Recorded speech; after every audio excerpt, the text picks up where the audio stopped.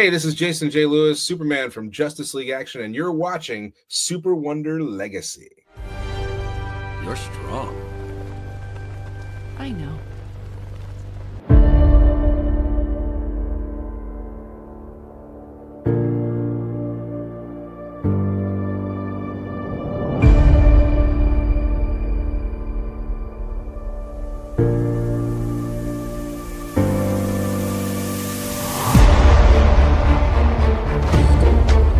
Are you a sight for sore eyes? It's nice to have someone who likes you for being you. It's okay. I've got you now. Just like in the movies. Welcome to SuperWonder Legacy, the only show that knows that a trinity must be made of the crappiest dirt on Themyscira. I am Jared. I am here with Britt. What's up, Britt? Hello, hello. And that is honestly an insult to the dirt of Themyscira, whether it is crappy or not. But yeah, that's an insult to the dirt. Well, what it is they use the dirt that's actually made up of the manure that's on Themyscira. That's how they made Trinity. I mean, but even that's an insult. It's just, yeah. Yeah, I know, that's true. Isn't it kind of funny? Oh my gosh. But that's what happens when you make a demon baby out of dirt. True. But yeah, so speaking of demons, so today we are discussing we are comparing Superman and Wonder Woman to Doctor Strange and Clea, the magical couple of Marvel. So here we go. So let me just do this, and there we go. This works? Okay, good. It's all working. All right, I got it to work. But yeah, so Doctor Strange and Clea. Right, so this is an interesting one because this is a couple that I had very limited experience with, but this is also one that's kind of funny because He Who Must Not Be Named But Ruined Superman has a very interesting time where he tried to retcon something in here, but it was ignored. I'll bring it up when we get to that slide, but it's hilarious. But anyway, so Britt, tell us about Doctor Strange and Clea. Really, as of I haven't the slightest clue about this pairing. It's always interesting though to, as you do the research and stuff, get to know a little bit, dabble. You only have like a week to kind of cram the knowledge in, but you come to the conclusion of every couple is basically they have so many similarities, you know, as far as why they are a pair with, Clark and Diana. And the only reason why Clark and Diana are so like this difficult couple and so limited, restrained, and everything is because they are of a different franchise. But you also see, everything that like is projected on Superman and Wonder Woman has happened to other relationships, especially with the female characters being absent, being reduced. These switch ups that would not be accepted. Yeah, So, exactly. yeah, for you know, we know the complications of Clark and Diana's relationship. And they represent like the public celebrity type pairing. We got that in Post Crisis with Mindy, Diana's PR agent, wanting to, put them together. They were in, uh, the newspapers as would this be the romance of the century and all of that. And especially with Diana having a public identity. But how would that work with Clark, and Superman, whatever that, if it were to have, been explored, we probably would have gotten to that point. But it was still the fact of you have Diana as an ambassador, as Wonder Woman, kind of having this build up to a romance to not only Superman but Clark Kent as a reporter. With Doctor Strange and Clea, They are, I didn't know that it was a mentor-mentee type relationship. Hmm. So that was kind of a little awkward, but they are, obviously they don't care about the secret identities or anything like that, and they are just doing their jobs as protectors or whatever of the multiverse and dimensions and things like that. Yeah, exactly.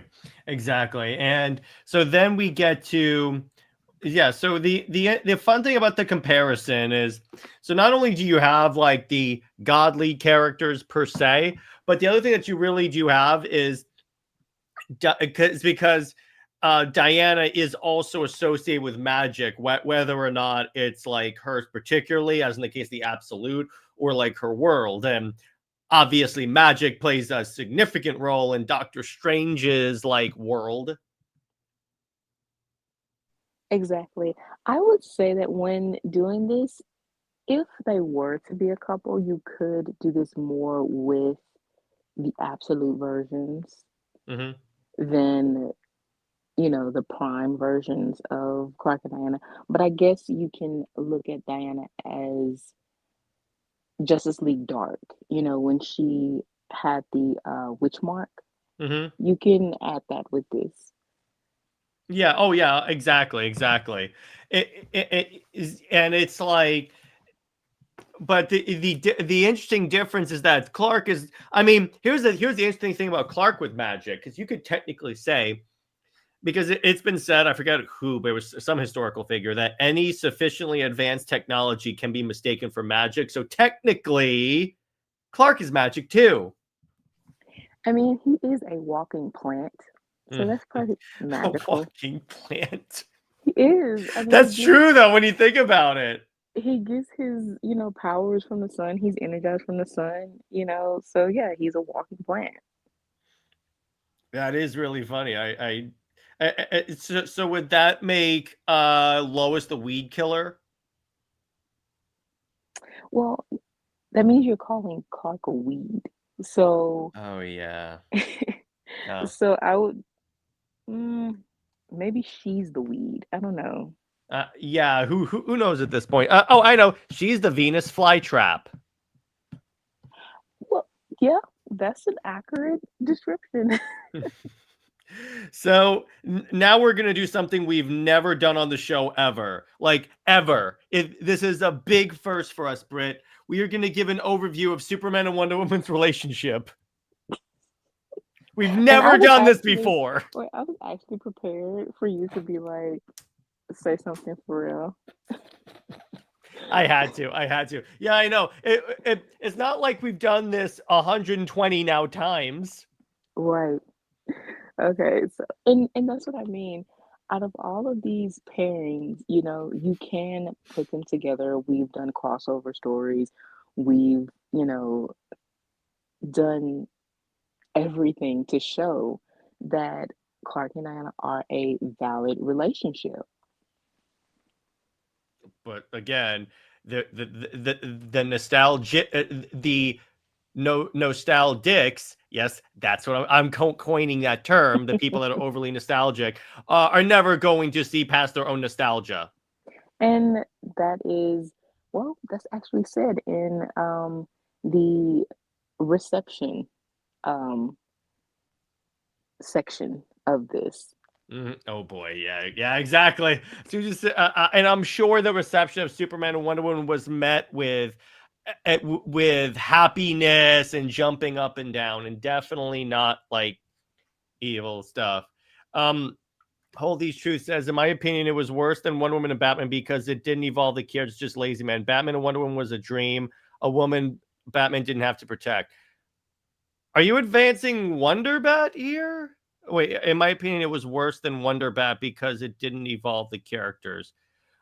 Wait, are you saying Superman Wonder Woman is worse? If if you're saying that, that's false. Just read the comics that they had. It does evolve the characters. And Superman and Wonder Woman and Batman and Wonder Woman was never a thing ever. It wasn't even a dream. And to say you're already kind of If anything, going the wrong Batman way. devolves Wonder Woman. I'm just gonna tell you that right You're there. also going the wrong way by only thinking, oh, she's someone that he doesn't have to protect. First of all, he doesn't have to protect Selena. Selena is very independent, and that's pretty much why some Batman fans don't even like her because she is, so Wait. strong. Wonder Woman was way better than the Wonder Woman and Batman, bro. Uh, uh, oh, you mean the show where they had Batman lusting after an 18-year-old? Yes, Wonder Woman's 18 in that, where he practically slept with the entire Justice League. You mean that one? You mean the one where Batman slept with Barbara Gordon, canon in Batman Beyond, mind you? So, are you talking about that? I want to be clear on that. So Wonder Woman's just powerful characters getting together for no reason. Read the comics, man. It's not that. Literally, you just have to read the comics. If you would like, we would be more than happy to recommend you comics to check out because that's a very surface level portrayal of that. It's actually funny because Jared, you do have a slide up right now that kind of shows. Oh, okay. Great. This is fantastic timing. Britt, elaborate. It's kind of like it's right there. Mm-hmm. Okay, so with this relationship, it is actually, yes, they are the greatest heroes. They are powerful. But these two are, you know, if you want to break it down, Clark is a refugee. He is a farm boy. He is very humbled. He is the antithesis of the Amazons, a man of power, a man with power, but the fact that he is humble and respectful and he does treat Diana as an equal and he does understand her herself as a another individual who feels to be an outsider or an in-betweener as we call them because no, they aren't regular mortals, but they aren't gods either. And again, if you refer to the actual comics, this is said, but you know, that pretty much, you know, is the baseline of their relationship of being, understanding. And Diana, she gives Clark this go ahead or, this freedom to accept that he is an outsider. He is from another culture and to embrace both being a Kryptonian and, mm, well, you know, let me see, a Kryptonian and a Kent, you know, Mm-hmm. um, and his Midwestern, um, he can basically bridge both his Kryptonian roots and his Midwestern roots and just be themselves. It's about honesty, it's about celebrating culture, diversity, and it's about being inspiring. So, no, it's not just about powers. It's not even lazy. The laziest thing that you can do is have Diana with the first man she ever met, and that stunts her Or growth. with She Batman, regrets, because they always do that with every single character. or even with Batman, because it's not about Diana. It's not about her character. It's about making Batman look good. So yeah, Also, the one thing that I would ask, hold the truth hostage, how much Wonder Woman have you read? That's all I'm gonna ask. So anyway, you so then also yeah, good. you also have the spiritual trope of the sun and the moon, which Diana is um named after the moon and the moon goddess. And then you have Clark who represents the sun, not only because he get his powers from the sun, but also his name, Cal. I think it means star child. So the sun is the biggest star there is. You also have the modern myth, of if you want to kind of place it there, but it's not, it's a metaphorical term of the old gods and new gods. Yep. They are, a mixture of both of those. And then you have, again, this cultural exploration of Krypton, of Olympus, and of the Amazons, and then of the moral world. Yeah, yeah, exactly. That's all that this is. And again, if you're saying it's just the powers, that's a very surface level understanding of both characters. All right, Parker says, I didn't know Wonder Woman was 18, the Just League show. That's what McDuffie said in like an interview or like a form that they wrote her like she was an 18-year-old. So when you take that into account, that makes that Batman extremely problematic when you really go down to the fact that they basically made him either sleep or flirt with every single female DC superhero regardless of age. Yes, and not only that, but the actual, reason why they placed Diana to be, flirting with Batman is because they thought she was one dimensional. They didn't know Yep. what to do with her. And this is their quote, that they couldn't decide whether they wanted the Perez version or the Linda Carter version.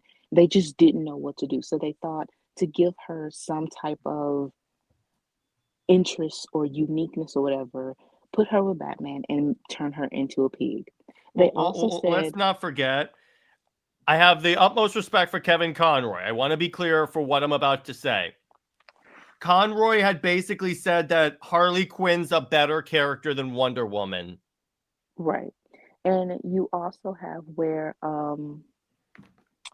even Susan Eisenberg, the voice actress for Wonder Woman, she didn't even care for the, she was basically living vicariously through Wonder Woman because she likes Batman as a character. Um, and also their reasoning for not wanting Clark and Diana to be together or have that flirtation. They know that that is the thing, you know, very obvious in a positive way, but they didn't want to disrupt the status quo with Lois, even though he wasn't in that um relationship really with Lois like that. I guess it was like she didn't know his secret identity. It was a very distant relationship, but they still didn't want to disrupt that. And they thought that, you know, they were the ones that sort of put that shallowness out there to think Clark is the quarterback and Diana is the cheerleader. So, no, it's never the characters themselves or the relationship. It is always someone else's projection or perspective of them that reduces the characters in order to basically crap on the relationship. Yeah, exactly. And by always where I find Kevin Conroy saying that, I forget where. I'll find it and I will send it to you. And by the way, credit to Parker. He's taking notes for this from this stream. Well done, sir. All right, Professor Britt, shall we continue? Okay. So, Doctor Strange and Clea. Now, to say they have a complicated relationship would be one of the biggest understatements I could possibly say, because it's like a lot of it is like multi-dimensional, and by multi-dimensional I mean literally multi-dimensional like stuff, because she is from a place literally called the dark dimension. I'm sure she's a very happy and bright person. Right. I'm sure That she's definitely not moody. very dramatic, very complicated. Like any relationship should be, that will give you a lot of entertainment and interest. But let's see how basically well that goes. So, yeah, their relationship is in a sense very dark, but they do have that equalness that we love about Superman and Wonder Woman. But they have this shared destiny of being protectors of, the multiverse and uh, um, different dimensions.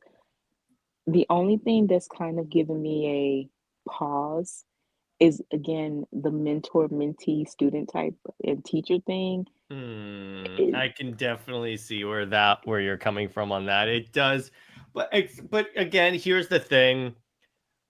the age difference between the two, I think, is where that kind of balances out as far as like I'm concerned to a degree. I mean, yeah, the mentor part does make it kind of like, but at least like they're not Bruce Timming this.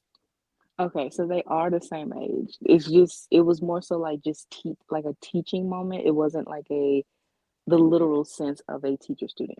Yeah. Oh, okay. Good. Good. Good. So regardless, I'm like, okay, that's fine. That's fine.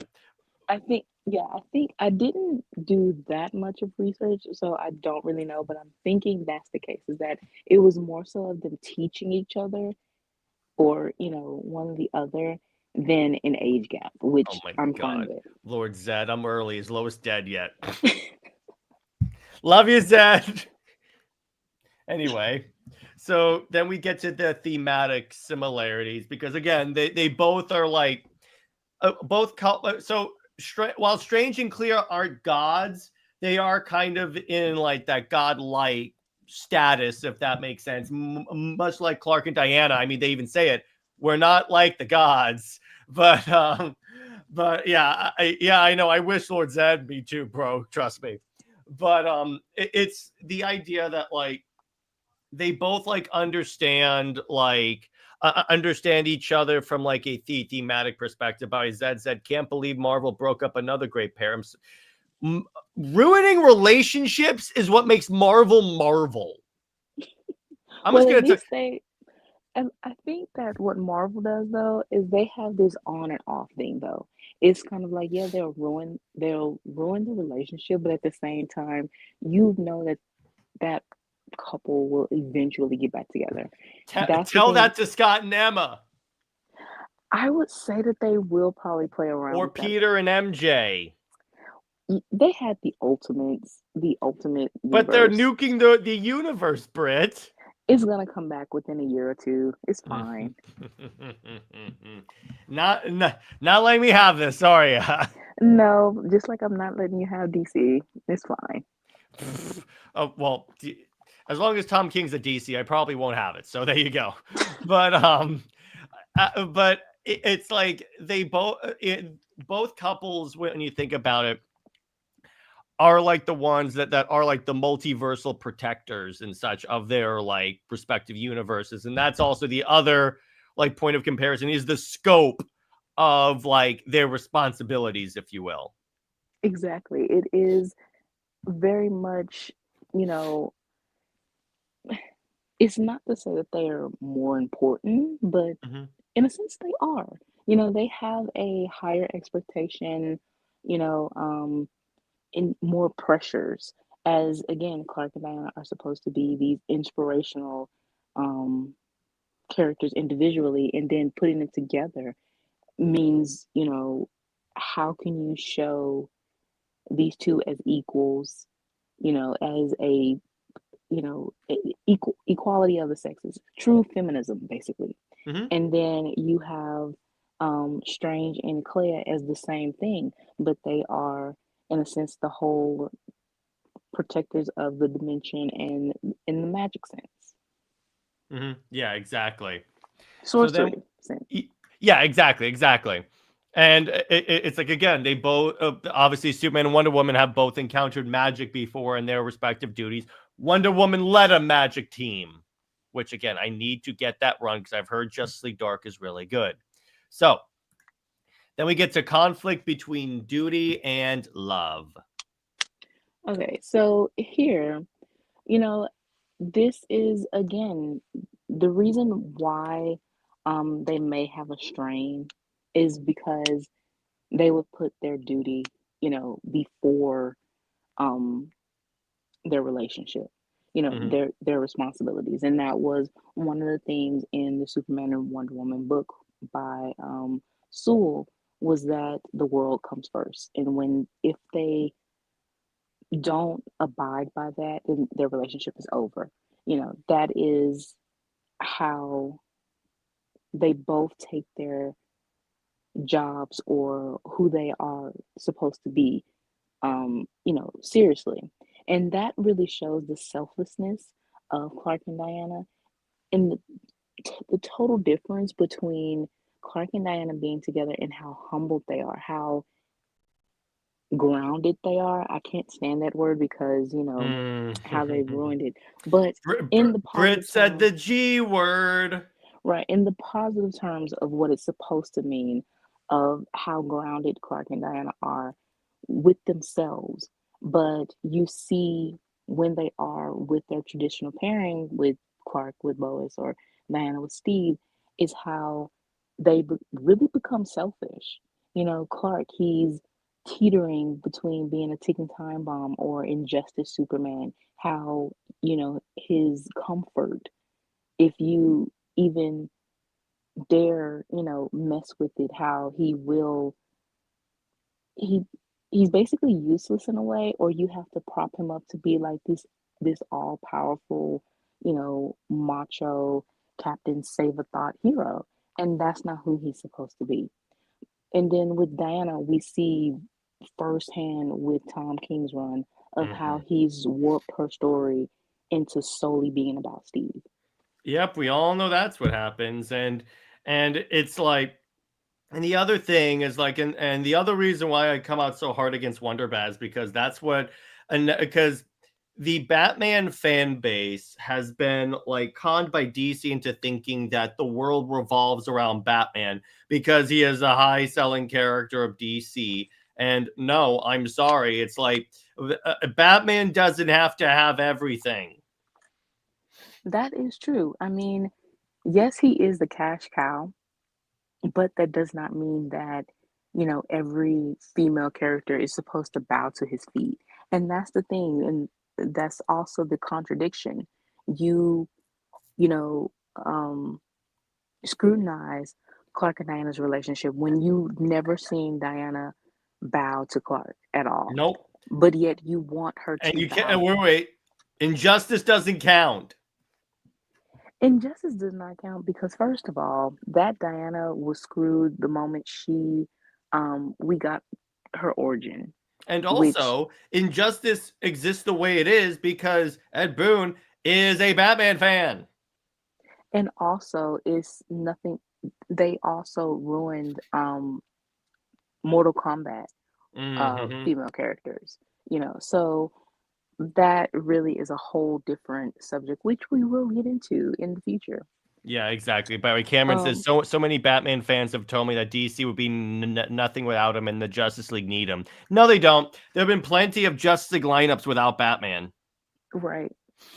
I mean, if anything, wasn't that the reason for Batman and the Outsiders? Yep, he left the Justice League. Exactly. I mean, and But really, what is Batman going to do? Because honestly, all he has is money and plot on armor. what are your superpowers again? I'm rich. Which the other thing is, like, again, as Britt has said, DC's never going to put Batman with Wonder Woman because DC doesn't the Bat editorial doesn't like to put Bat people with superpowered characters because it makes the Bat people look inadequate because any of these characters could solve Gotham's problems inside of 20 seconds. Exactly. I mean, if they wanted to have a superpowered pairing, that's the reason why they broke up and keep them separate, Corey and Grayson. Mm-hmm. That is the main couple, um, Bat character with a superpowered person. That is the main couple there. And even they won't, have them together. And the idea that, again, you're reducing Diana to being a therapist, nurse, or a maid, basically, for her to clean up Gotham. Why does she have to clean up Gotham for Batman? Why does she have to be in his orbit, in his world? Yeah, Because exactly. he can't do anything in her world, which is very Don't tell mythical, Tom King that. right? Well, the other thing, Britt, is like years ago, I did a poll on my Instagram about like, okay, so why do you guys like Wonder Bat? I wanted to ask it. Someone said I want to see like what their being together would do to Gotham, and I go, he's so best that's it. friends. It's Wait. always I go, he's best friends with a guy named Kal-El, Superman, the most hopeful dude ever. That doesn't do crap in Gotham. Right. I mean, well, world's finest. You have world's finest, and you barely have them really in Gotham doing anything. Um, and also even Greg Rucka, who hates Clark and Diana as even as friends, but he wants Diana to be with Bruce only to one be rebellious against Hippolyta, Which that's not who you Wonder know, Woman is. and also again to play that nurse. But in his interview where he says, tries to explain why they supposed to be a couple, it's basically that Batman is envious and kind of like jealous of Diana because she has her mother and because she is so bright and happy and stuff. And when he was detailing this, he actually said Superman instead of Diana or Wonder Woman. So it's like, yeah, you are basically wanting Diana to be female Superman in order to make Wonder Bad work. And the thing is not something to romanticize. You really just want that sort of sunshine person with the dark emo person type And trope by for the way, them. the other thing that I really want to say, all right, all right, just because the DCAU does something does not mean it's necessarily a good thing. But the thing is, the DCAU, they didn't really do anything because the main scene that is circulated with that pairing is Diana being embarrassingly, rejected. Mm-hmm. It's not about, in her trying to show herself to be strong enough to be with him or whatever, but it really doesn't show them as something that is compatible and can work. It's never it was basically pinpointed of why they don't work.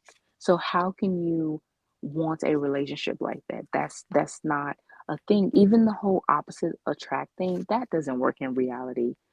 Even in fiction, it is someone who has to change. Yeah, Well, especially if the things that make them opposites are stuff that's like diametrically opposed to who the character is. exactly.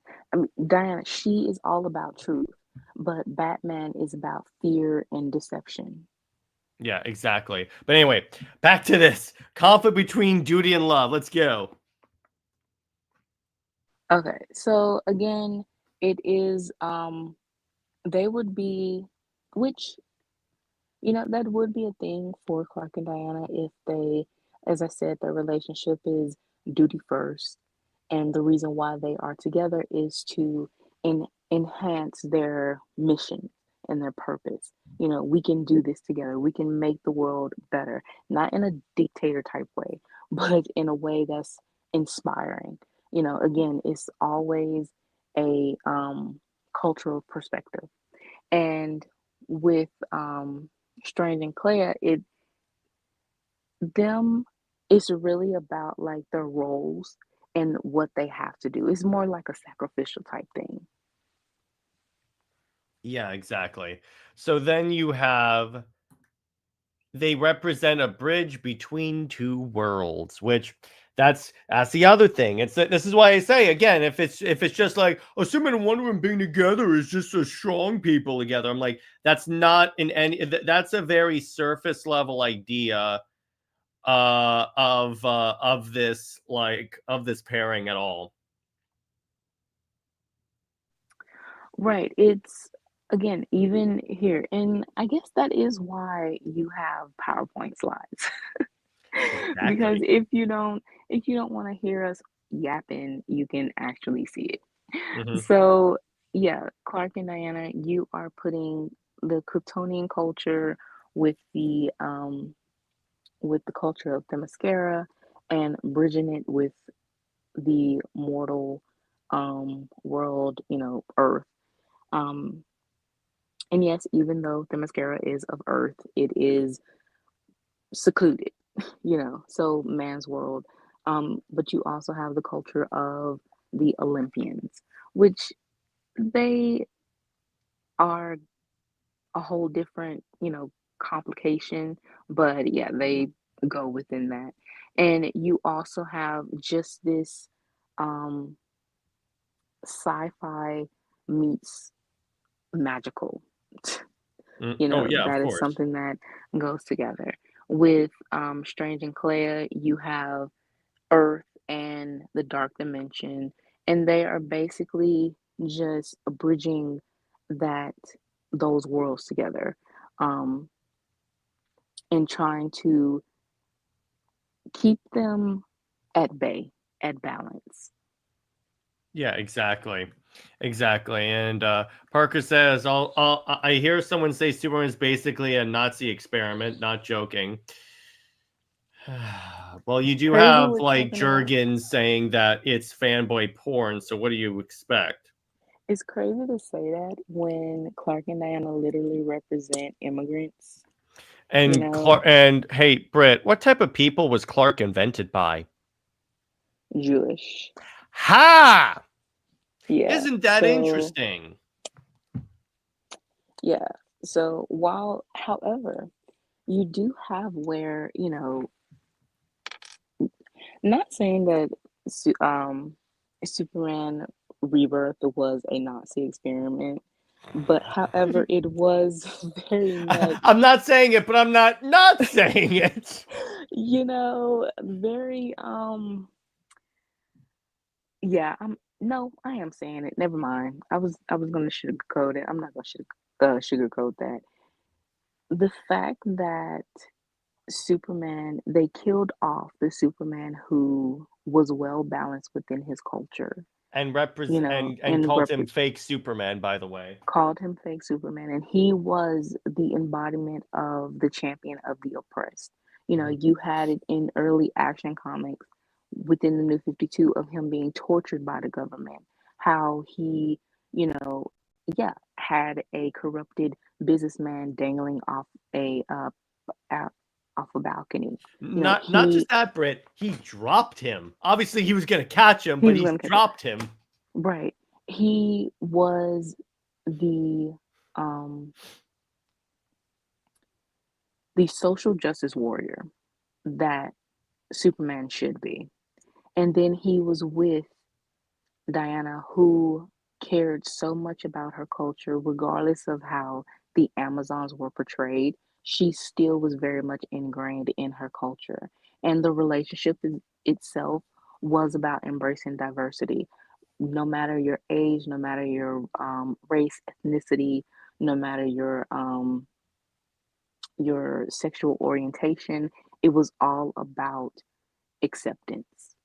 You Exactly. And know, by the way, Dave summarizes perfectly. Certain aspects of the fan base hate anything that embodies strength and beauty. They want everything to be as dysfunctional as they are. Bingo! exactly. That's so true. Bingo. And by the way, Parker says the hate of Superman is quite out there. I went back to many pages and I wrote down Jared's quote of Super Wonder by DC or fan base sees the ship as the black sheep of the Phantom. That's Britt. That's not me. I can't take credit for something so catchy. Well, yes, that is what Super Wonder was called at one point, the Black Sheep. And Which honestly, cool. That's the nicest thing anyone's ever called a Super Wonder shipper. honestly, it's true because what do you see? You see a whole bunch of people that's being sheep. And that's actually a derogatory thing because sheep just mindlessly follow, but you Hmm. have a black sheep who stands out, who goes in their own direction. And that's the thing about Super Wonder. It is supposed to break traditional things. It is supposed to stand out. So, okay, you And by call the us the way, black sheep. traditional does not always mean the best. Exactly. I mean, why would you want to repeat the same thing? We break traditions all the time. That's how There new traditions are started. exactly. And I mean, even with holidays now, with family, things going on, it always evolves. So that is what fiction does too. It evolves into, what is in the now. Now, I feel like some fiction is regressing backwards, because so many people have this warped idea of what's acceptable Hmm. and have this warped comfort of certain things, but Superman and Wonder Woman, if you want a visual or sorts of a healthier relationship and the reality of it, they do have that, as the idea of what the relationship is supposed to be and how it's supposed to be executed. Now, has DC executed it properly? No. No. But we have had glimpses of that. And I mean, that's basically what we talk about. Exactly, exactly. All the time. That's why we have a show. So we get some major differences. Now, Superman and Wonder Woman are like their relationship goes all the way back to even the Golden Age. If you really look at it, it's like there's either been hints or full on like stuff like in the new 52 with Doctor Strange and Clea. You know what's kind of funny? The Doctor Strange and Clea thing seems like it started off as a damsel in distress when he saves the damsel, but it evolved into more of an equal relationship. Yeah, it is. I was, that's basically, again, how all of these relationships are. They don't start out as equal. Um, but with Superman and Wonder Woman, that is the basically the number one thing. And that is also the thing that I want to kind of keep emphasizing, that and show the contradiction of these relationships. And because how can you say that, hmm, take for instance Green Arrow and Black Canary. Mm-hmm. Black Canary was a independent, you know, um, female character. However, she didn't have a solo, neither did Green Arrow at first. They were kind of just within the Justice League, or yeah, Justice League. And when they were paired in the Justice League and Green Arrow got his solo, that is when they moved Black Canary, of course, to continue on their relationship, to where now she has migrated to being a supporting character for Green Arrow. Yes, she Mm-hmm. does have the burst of prey. She does sometimes within the, Justice League, she is sometimes appointed as leader, but mainly, her narrative is always being attached to Ollie. Oh yeah, 100%. And that is the thing is, but this is now conformed to a traditional relationship, so it is accepted. But again, that is a projection that Diana, she wouldn't be that for Clark. She has her, and we saw that within the New 52, is that, yeah, while Azzarello didn't want Clark to be within his story because he was telling his own story and basically wanted Diana to be isolated anyway, it was still the fact that she still had her own, you know, um, her independent story. Clark had his independent stories, and then they would join together. And then, um, well, later in Meredith's run, and then Oh. in the Superman books, yeah, as I said, the execution was hard, but it is what it is. And then you have, though, the Savior, which was at least Sewell's section of Superman and Wonder Woman, and they would join together, and you have little tidbits in Justice League, but it really wasn't the focal point. Yeah, it's like she was never resorted to it. It's like, again, yeah, it's to your point. There was like a Superman story that opens up. We see Clark. He's having dinner with Diana. They kiss. And then he's like, I have to go fight a monster. He kisses her. And then she goes, what monster? And then she obviously goes anyway because the world comes first. But that's about the only reference there was. Right. It's things like that that you don't have to have this relationship, in every single issue. You Hmm. don't. It doesn't have to be that much of, um, you just have little references here and there. But they will always remain independent, but you can put them together. With these other relationships, though, or even, I would say, even Barbara Gordon, she has become an accessory and support for Grayson in the Nightwing book. She's going to have a solo next year, but if not for that, and I think it's just a miniseries, if not for that, she will remain a support just for Nightwing. And Hmm. that's the same thing even with Clea, is that, again, it is the, hopefully it's not so much as an age gap, but it is the mentor mentee type thing. And then because of their different roles and what editorial or writers may, how the direction that they want to take them, and especially when dealing with the multiverse and things like that, Clea becomes absent within the story as a whole, or she is reduced for the story, or you know, things of that such. Diana, you are obligated to have her front and center regardless. And that is something that the writers and editorial just does not want to do. Yeah, exactly. So then we get to the narrative function of the couples, because really with this, it's like, and you summarize it perfectly, that it's like a commentary on divine and heroic isolation, but it's also the idea of, and this is something I said with the Wonder Boy guys the other day. It's with Superman and Wonder Woman, it really is about, because the great thing about Diana as a character is she is 100% the one that's like, no, be who you are, no matter what. Be, essentially, to quote the US Army, be all you can be. And it's like that complements Clark, because Clark constantly was like wrestling with the whole Clark Kent, Kal-El identity, but Diana encourages him to embrace both because he is both. Right. You don't, with Diana, he didn't have to choose one or the other. It was always about trying to find that balance of how can you connect both worlds together. Um, I mean, that is why she calls him both Cal and Clark. Yes, she mainly calls him Cal because it is in honor of, that's his birth name. You would call someone by their birth name. Mm-hmm. Um, but you don't see Lois ever calling him Cal. You don't see her ever really ingrained in learning, the history of Krypton.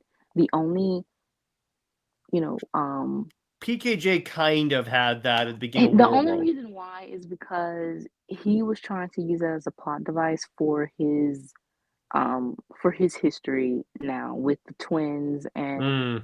the other the other Kryptonian girl, or what was, they are not satellite, but like distant. Accessory? um Strangers? was it, well, it wasn't Polynesian, was it? Oh, you mean the island that's like the well, not island, the alien race or something like that?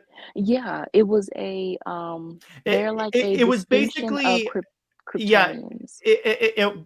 But yeah, but basically, I think what it was is just a colony of Krypton or something like that. I forget exactly what the name is. Right, but that was the only reason why Lois was writing anything, or researching anything about Krypton. But how long did that last? Like, what, an issue, a page? Mm-hmm. Isn't that funny? Whereas Diana respects Krypton to the point where she learned the freaking language. You don't see Lois learning the language. No, instead she's berating the twins, saying that they can't fight to, protect themselves against bullies.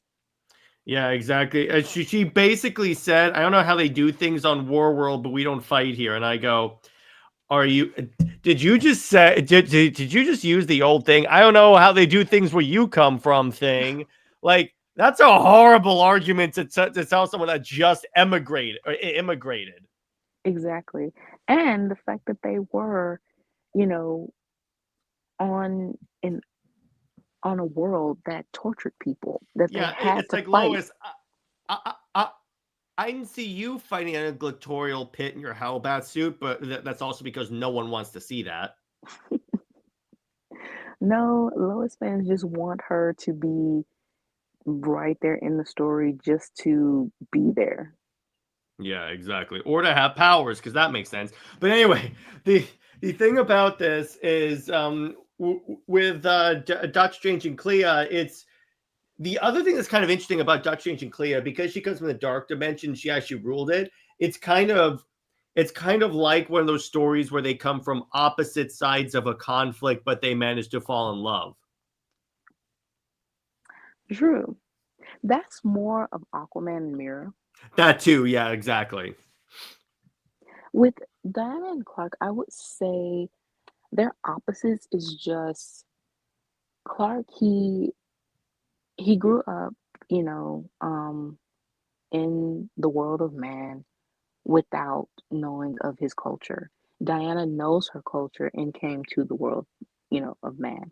That is pretty much the opposite, um, giving them that opposite worldview. Yeah. Oh, yeah. Exactly. Exactly. So yeah, and it's the idea that uh, and Superman and Wonder Woman is literally the epitome of the B word. Britt, what's the B word that I use all the time to reference Diana? I was about to say something else. Oh my gosh! No, no, that other B word is if I'm talking about Lois. But No, no, no, what's the B no. word You for can, you can, Diana? you. Shoot, I don't know. You can say that, but in the positive way. Um, balance. Bingo! You're so smart. A plus. By the way, Jable, Absolute Power was the storyline that Mark Waid did before the Just the Unlimited series currently, where Amanda Waller depowers the superhuman community and they have to fight Amazo androids. It's okay, not the best story. But yes, because the balance. And here's the thing: balance, and there's one more word, Britt. Let's and Cameron says beautiful. That's the other word that could work. But Britt, let's see if you can go for two. There's balance, but there's also an E word. Equals. Yes, equality. I'll count that. Yes, good. You are on fire tonight. But I yes, didn't know that I was in English class or whatever. yes, I will be quizzing you, but okay. But it's yeah, exactly, Cameron. But it's like because an equal and balance in this case are two of the same things because it's like, look, it's like yes, to reference. Hey, here's the thing. To reference this comment right here. No, that's true, but here's the interesting thing about this. That's not a bad thing because Superman and Wonder Woman, yes, they are the most powerful superheroes. Wonder Woman's a little more powerful than Superman, actually, way more than a little.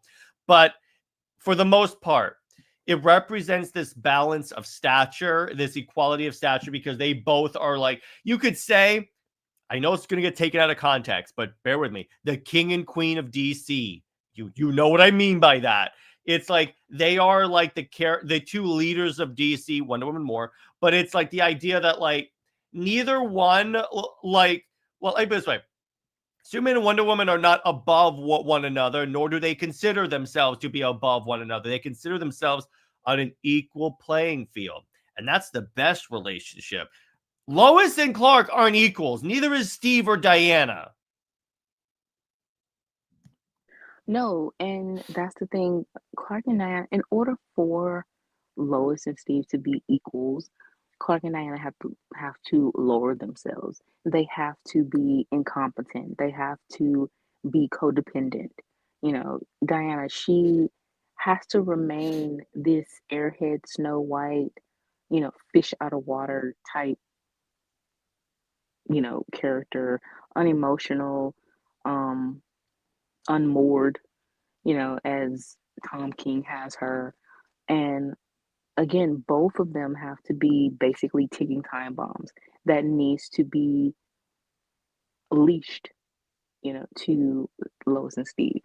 Exactly. And by Dable, they already did with Superman Sacrifice. And I know I just triggered Britt by saying Superman Sacrifice, but the fight part is what I'm talking about.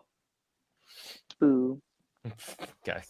Yeah. But and also you kind of had where in the new 52, when Bruce revealed to Clark that he had contingency plans, Diana's box was empty. And Clark's like, I don't understand. He goes, no, if Diana ever goes evil or something like that, you're her contingency because you're the only one that can like stop her. The way I also kind of read into that is you're also the only one that can talk her down. Yeah,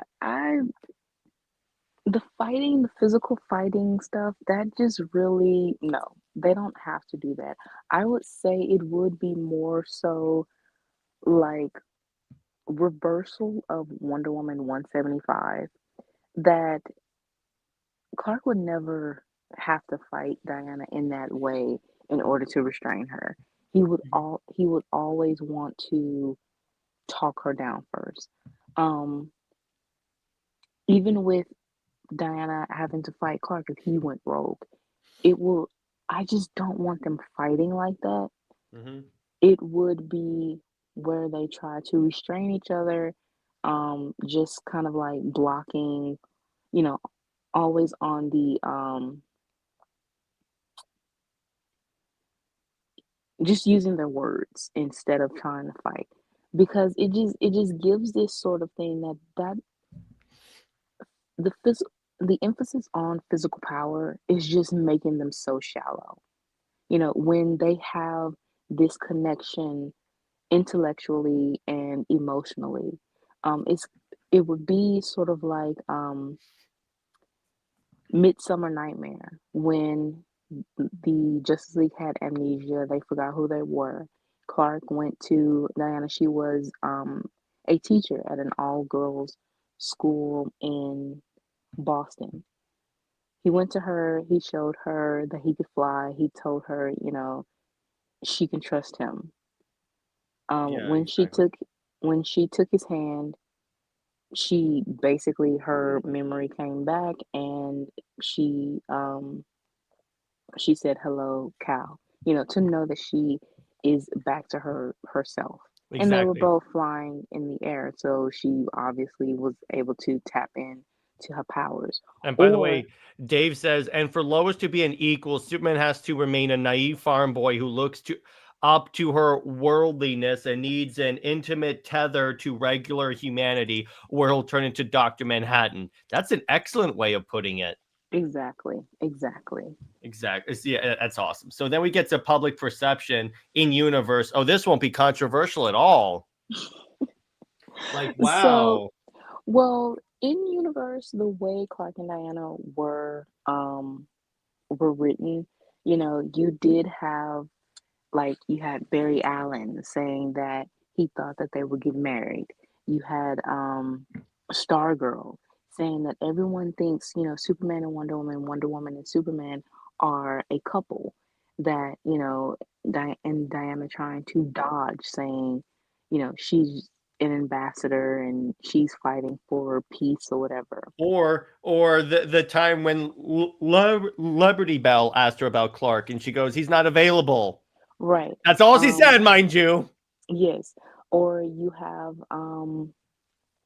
where you see within the multiverse that they are married. In McDuffie's run, he had them married, but Diana's Clark um, dies by Doomsday or Brainiac, but he doesn't, you know, he isn't resurrected. So before McDuffie passed, he had a storyline where he was going to have Prime Earth, Clark and Diana, talk about that. That, in another world, they were married. and how they will react to that. Then you have within the New 52, how the world reacted to that, which was you we have this whole montage, this, of everyone reacting, um Hal saying he called dibs. You had Steve being jealous or whatever. You have just reactions to different people. And then going back to post crisis, you also have where after the awkwardness of John Burns Action Comics 600, there's a scene where they meet up in Metropolis, and the crowd is saying, "Kiss her, Superman, kiss her." So yeah, the public reception in universe is very much Team Superman and Wonder Woman. The problem is outside, and is editorial. Yeah, exactly. Exactly. And oh boy, is editorial the issue. But with Doctor Strange and Clea, it's like, yeah, the majority of humans are like, okay, and the only people that really know about Strange and Clea is like the Avengers. So it's not like it's like public like knowledge or like breaking news as it was when Clark and Diana were revealed to be dating. Exactly. I think that is the thing about Marvel, is that because of their like um secret identities, heroes are treated as celebrities just automatically. It's an everyday thing for them. That Yeah. it's not a surprise of whoever gets with who is not a surprise. But within DC universe, it's a surprise. It's a surprise for um for everyone. I think because editorial and creators, use they use the civilians basically as projections too. So if you do have some civilians being against the relationship, then that is definitely the writer saying something. I think in that big montage of New 52, you had where someone said, "Oh, the message boards are going to go crazy." So that meta commentary from Sewell, that is accurate. So that's pretty much the difference of the in-universe perception. Yeah, exactly. So then you get to the source of conflict, because after all, as a certain bad Superman Wonder Woman has said, no conflict, no story. That's because he was not um, A good writer? right. He wasn't creative enough, Hmm. and he didn't even read what Sewell had set up. He wanted to go a different direction. Well, he clearly didn't read it, and that's the funny thing about it, Britt. It's like when nostalgia, people are like, I don't want to do this. It's like not nostalgia. If they don't want to do new status quos, that's just because they're not creative enough. Because let me put it this way: if I worked for DC and they told me to write a Cloa story and I couldn't tank it, I'm sure I could come up with a good Cloa story. It's called actually applying yourself. Even if I did apply myself, I wouldn't make a good story. My point is, Britt, it's the idea that like that like these writers are just admitting that they're creatively lazy. It's like all the Well, people that's that say true. that like Clark and Diana are hard to write for. I'm like, no, they're not. You just have to understand the character. If you don't understand the character, when DC comes to you and says, "Can you write the character?" say no. Well, that's true. That's true. So with the conflicts, yes, Clark and Diana, they do have internal doubts. And it's really not with each other, it's with themselves. Diana, she went in that was issue 3 Hmm. or 4, I think. Um no, that was issue 4, where she goes to the island to speak to Hippolyta's statue, and she says that she has, a companion, and she cares about him, but it's the fact that they have two different views of, the world, of life and everything, and the cultural difference. And Diana is contemplating, should she even, worry about Clark? How can she go forward with this? And then it's within that moment of seeing how she went to him when he needed help with Zod and Feora, and how much she really does care for him, and Yeah. her perspective of, yeah, we do have our differences, but at the same time, our similarities outweigh our differences. And that's the And thing with our differences can be a strength. exactly your yes, you can have differences, and but at the same time, your similarities do have to outweigh that, because if you're different, why are you together? You have to have a commonness in order to be attracted to that person, or you have to have something in common to talk about, or to lean on. Um and and as you said, it has to be a strength that it's a give and take type thing. It's, yeah, you do have to have some compromises here and there, but you are teaching each other things and you are learning from each other. That is how a relationship works. And that's what we were seeing with New 52. But again, editorial, they just weren't having it. They want to conform to these very problematic sort of storylines and relationships that are very shallow. Yeah, exactly. So then we get to the long-term narrative outcome, and the idea here is like it's like, let me put it this way, short of so obviously DC tries to do the whole thing that's like you can like that like Superman and Wonder Woman are doomed to failure, but really when you really think about it, here's the funny thing about it. They're actually like, what's the word? Inevitable, because let's see. Britt, pop quiz. Is Superman immortal technically? Yes, he is. Is When Wonder Woman immortal? as long as that sun Yeah. is, burning, he is immortal. And Diana, because of her divinity, yes, she is She immortal. not old as dirt. Okay. So Well, no, yeah, we want to make sure, no, she is not immortal being old as dirt. She is immortal when she gets off the island in modern day. so really it's a waiting game. He's got to wait out Lois. That's really simple. And Steve is inevitably going to die because he can't do anything, right?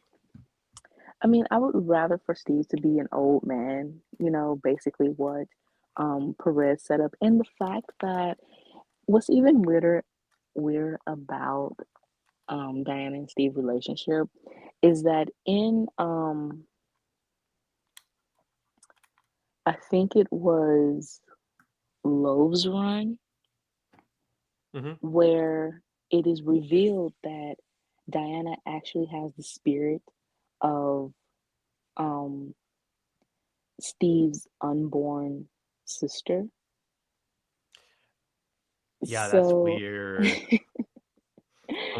so not Oh. only is Diana named after his mother, but also she has the soul, or part of the soul, of his unborn sister. Yeah. So yeah, it's really So with people saying that Clark and Diana are siblings or sibling codes or whatever, no, in canon or whatever, it's Steve and Diana. Yeah, exactly. And by Dave says there are so many different directions and ways you can approach Superman and Wonder Woman story. If someone can't write a good story with these characters, I don't believe they're a good writer. Well, look at Tom King. He certainly can't do this right. And Well, he yeah, can't do anything right. yeah, exactly. So it's like the funny thing about Doctor Strange and Clea is that they're the epitome of that couple that keeps breaking up and getting back together so much that I bet like at one point Iron Man's gonna be like, again. Oh, by the way, Dave says that version is from South that mascara. What? God damn it, Dave. Oh, that's great. Wow. That is so freaking good. I love that. I love that.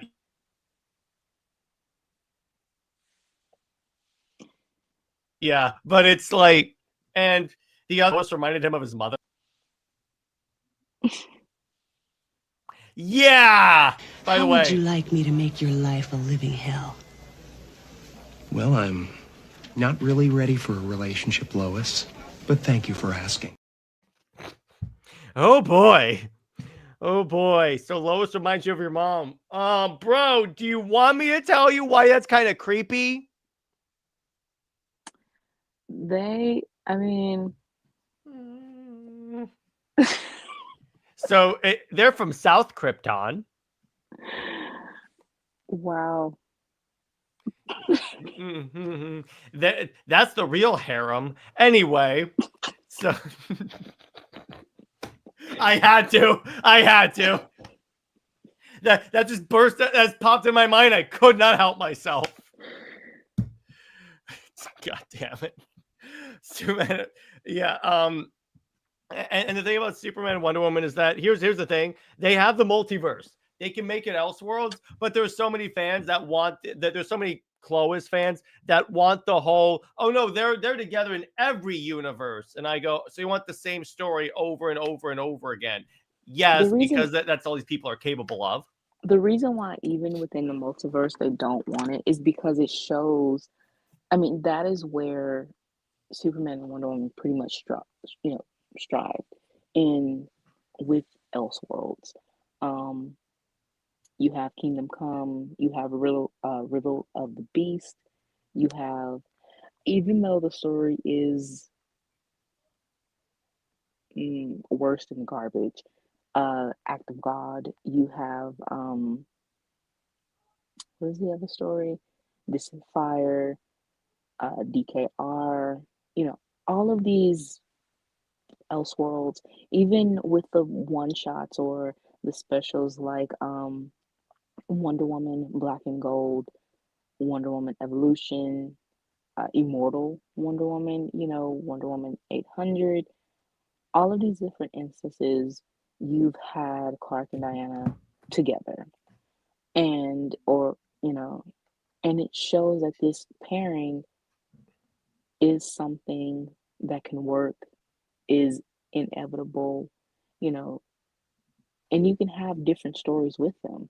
With Lois, what do you end up having to do? You have to end up giving her powers or something like that. Or Clark, he has to age like a normal human and basically disregard that he's an alien Or if in you're order. Tom King, give Lois a drug that makes her immortal. Right. Is if you have to do that, first of all, you are contradicting the whole being grounded and being human, because no human is able to drink immortal juice and be immortal. No human is able to gain powers in order to stay with a partner and things like that. So you are already taking away that whole um, Lois and Clark, or Lois makes Clark human, because you do very inhuman things with them, you know. The same thing with Diana and Steve. Again, with the way Diana is written now, um, how she was written pre-crisis, even DCEU. I mean, the fact that 60 years she was mourning a man that she only knew for like 3 days, and then you have Wonder Woman 1984 of her basically essaying the dude. Is, yeah, you do not want to disregard or disrespect these characters for a relationship, for a fictional relationship. And obviously, that just shows how that relationship is not working. Yeah, exactly. So and Parker just bought Kingdom Come yesterday. Enjoy it, brother. It's a great story. So then we get to the conclusion is that they're technically both power couples, and that's like a kind of a fun thing about that. But they're the same but different, if that makes sense, right, Britt? Exactly. It's honestly, again, every comparison that we have is very much the same in regards of They are equals, they have the same goals, editorial may hit and miss with them, but they they stand out, as a power couple. The only difference again is Clark and Diana aren't labeled as traditional relationship. They aren't of the same franchise, even if they are under the same umbrella of DC. Yeah, exactly. So then we get to, so let's talk about the history of Doctor Strange and Clea. Britt, take it away. Okay, so again, they have the relationship of um, rebellion, of the mentorship, and some separations, but they have this back and forth, on again, off again thing that honestly, again, you would think that Clark and Diana would have. So you sprinkle that in with some drama. It's basically a soap opera um, of sorcery. Yeah, exactly. That describes practically every Marvel couple, a soap opera of blank. The X-Men is all a soap opera. But anyway, so origins of the Dark Dimension, the 60s. Cue the Austin So Powers theme song. right. So this was 1964. Strange Tales, and this is basically that it wasn't a romance. It was Mhm. just, in a sense, you can say it was Aquaman and Mira type thing. Mhm. You know, how they met. Clea, she was trying to, you know, be liberated, escape in a sense. And also with Strange, of course, you're fighting. I do not know how to say that long evil name. I mean the one that starts with a D. Yeah. Dormammu. Just that did you see the Doctor Strange movie? I did, but I wasn't There's a really scene where paying over and too over much and over attention. again he says Dormammu, I've come to bargain. That's why I know how to pronounce that name. It's repeated over and over again. Really, see, that just shows I was not paying attention. So, Oh my gosh, yeah. so, so yeah. So, so Dormammu Good, got was, it. wow, okay. So she was trying to escape from him, and then Oh, now Britt is exclusively using pronouns now. because or it whatever because yeah. Um, I'm sorry, but I just love hearing you struggle with names. it's worse when you have like apparently like an accent too. So it's Yeah. like so you're trying to pronunciate it as it should be, and it's frustrating. It's very frustrating Oh, to me oh, because I want to do it right. oh, trust me. And Marvel has a lot of weird names. I see that. Like, do you know the actual alien name for the Venom symbiote? No, I don't. Clintar. Mm. I love that. That's so. Honestly, Britt, that's the funny part. It's like it's not even your pronunciation of the words that's funny. It's your reactions after I tell you how to pronounce. You're like, Because I swear you were this close to missing a letter and you say Oh my something totally. god. I- oh, I just realized what that could also just. Oh, Yeah. jeez. Okay, yeah, but I wonder if that's what they were thinking of. By the way, so fun fact. Here's our fun Marvel fact of the week. So there's a Marvel character named Man Thing. So he's a squirrel. No, no, no. A Man Thing is like basically DC, Marvel Swamp Thing. Yeah, they got really creative with the name. Guess what the book he described he debuted in is called? What?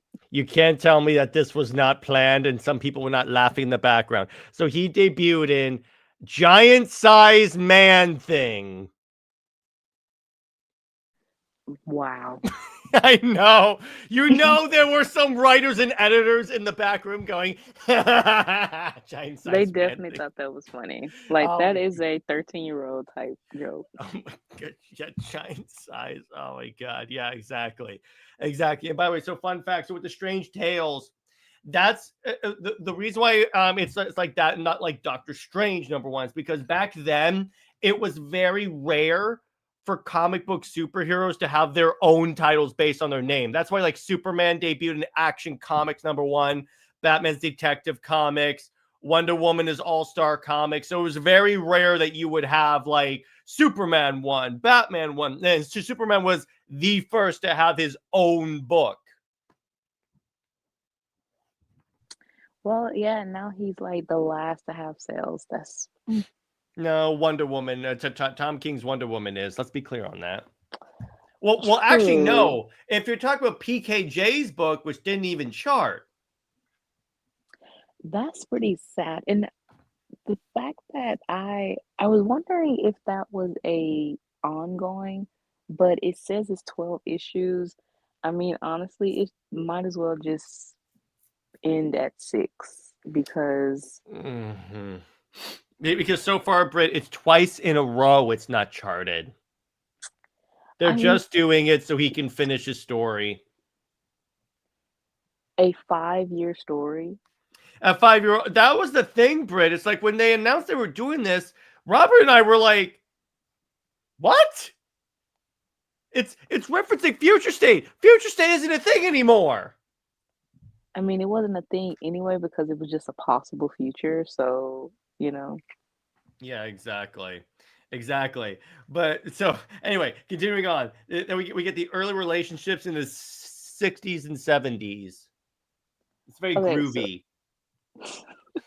I had to. so here she Clea has, her agency. She is treated as an equal. They are basically she's a refugee, coming from the dark dimension, but she becomes a stranger's partner. Mm-hmm. I like that. That's cool. Well, and also student apparently here. Well, I mean, well, the beginning was more of the student, and then here she was kind of um they were trying to make her a you know just the equal partner, Mm-hmm. trying to move away from the student thing because I'm guessing within that time it was a little weird. Oh yeah. Oh yeah. 100%. By the way, I love it when Marvel puts like speech on their covers, like Doctor Strange going, "Clea's gone mad, and I can't stop her without destroying her." And I'm like, man, bro. No, but I always love how dramatic those are. The best one, it's a She-Hulk cover. So she's holding up a copy of her book, and it says, "You better." It basically says, "Hang on, I'm gonna look this up." She-Hulk cover. Hang on, cover. Okay, and here we go. All right, this was a good one. So here's the cover. It says, "Okay, now is your second chance. If you don't buy my book this time, I'm going to come to your house and rip up all your X-Men." Now, that got edited because originally it said something a little more risque. Let me put it to you that way. I think she said, "I'm going to make you X-Men." Ha, that is hilarious. Mm-hmm. Yeah. I'm trying to find the actual cover because I know that it got heavily edited, but for obvious chances.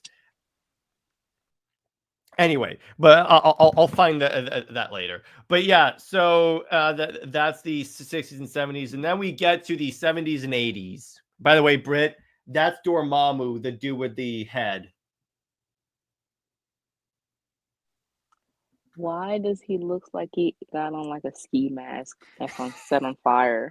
That's the way they try to put like to show like the head on fire thing. Wow.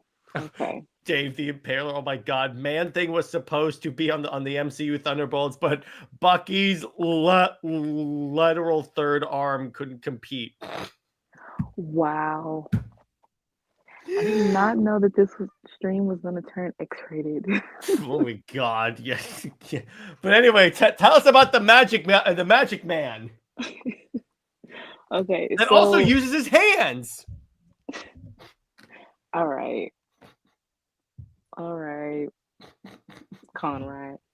Oh my Um, God. so within the Bronze Age, they were equal partners, and now they are solidifying that they are romantically involved. Again, she does become his romantic partner, a battle partner. They live together, you know, really, and also becoming his emotional anchor. Clea, she remains, still um, independent. But even if she is a support, she does not become reduced. And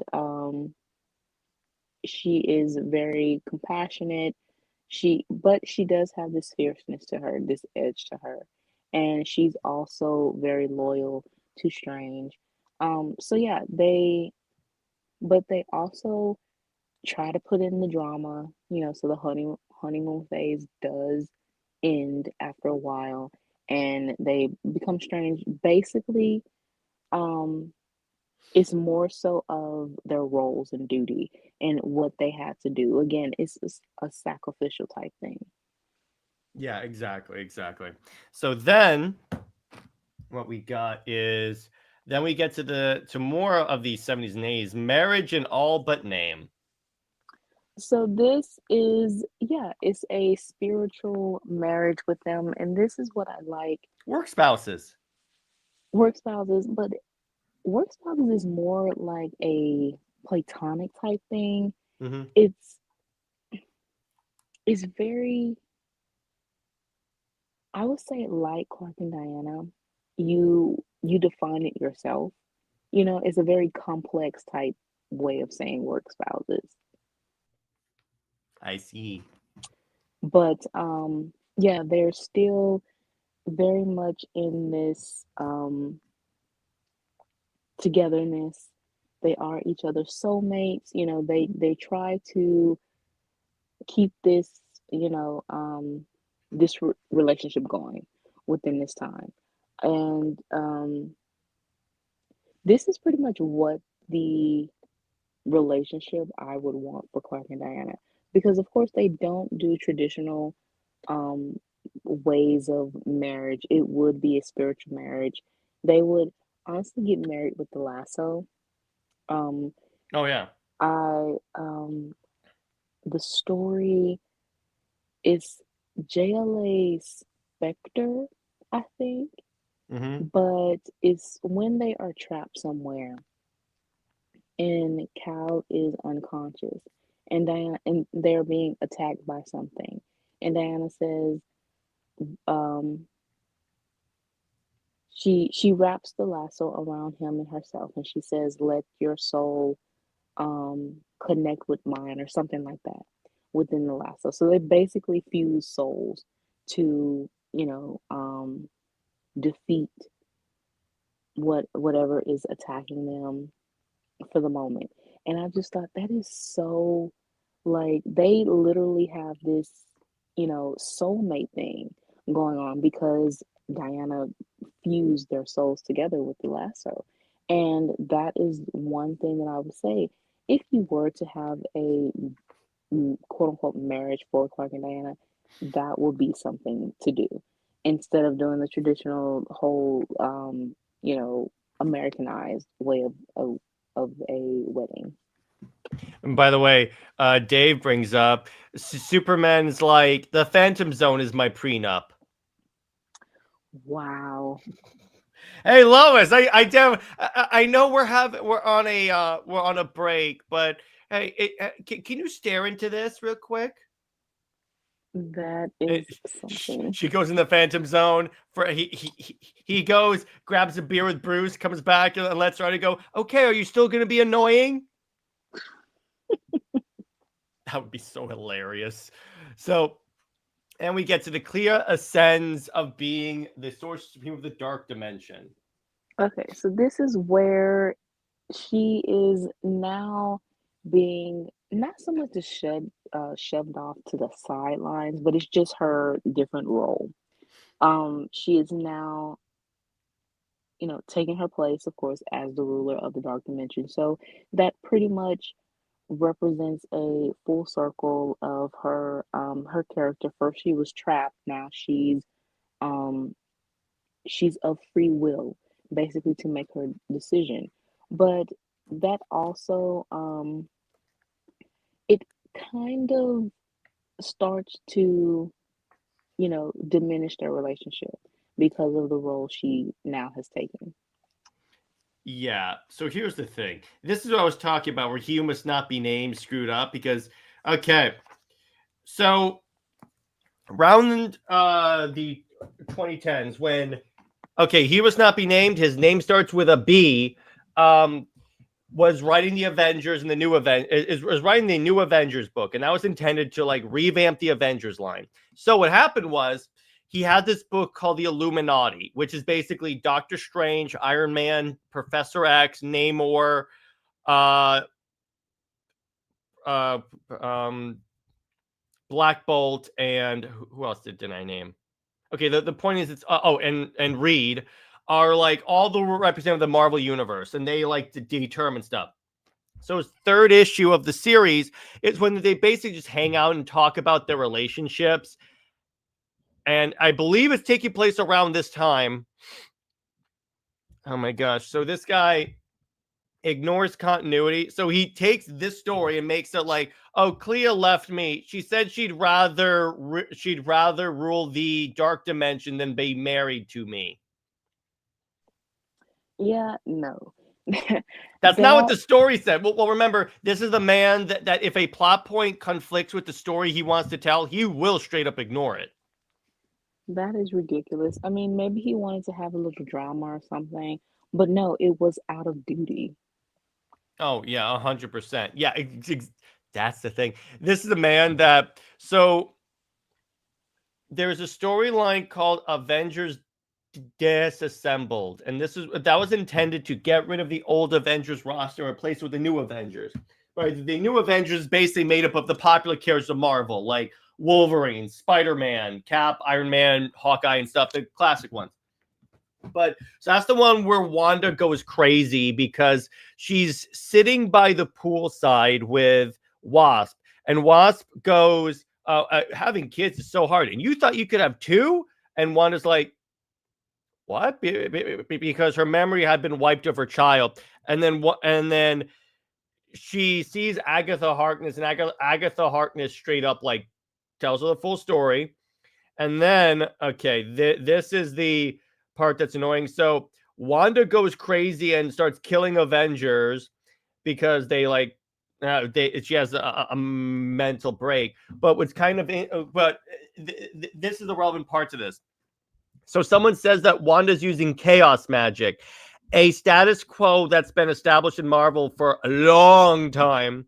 And then He Must Not Be Named has Doctor Strange go, impossible. There's no such thing as chaos magic. Really? Yeah, exactly. Again, if it contradicts his, there was a storyline that Hickman did where he or she and Daisy Johnson named Quake, her power, she could make earthquakes. She became like the director of S.H.I.E.L.D., but He Must Not Be Named wanted Maria Hill to lead S.H.I.E.L.D.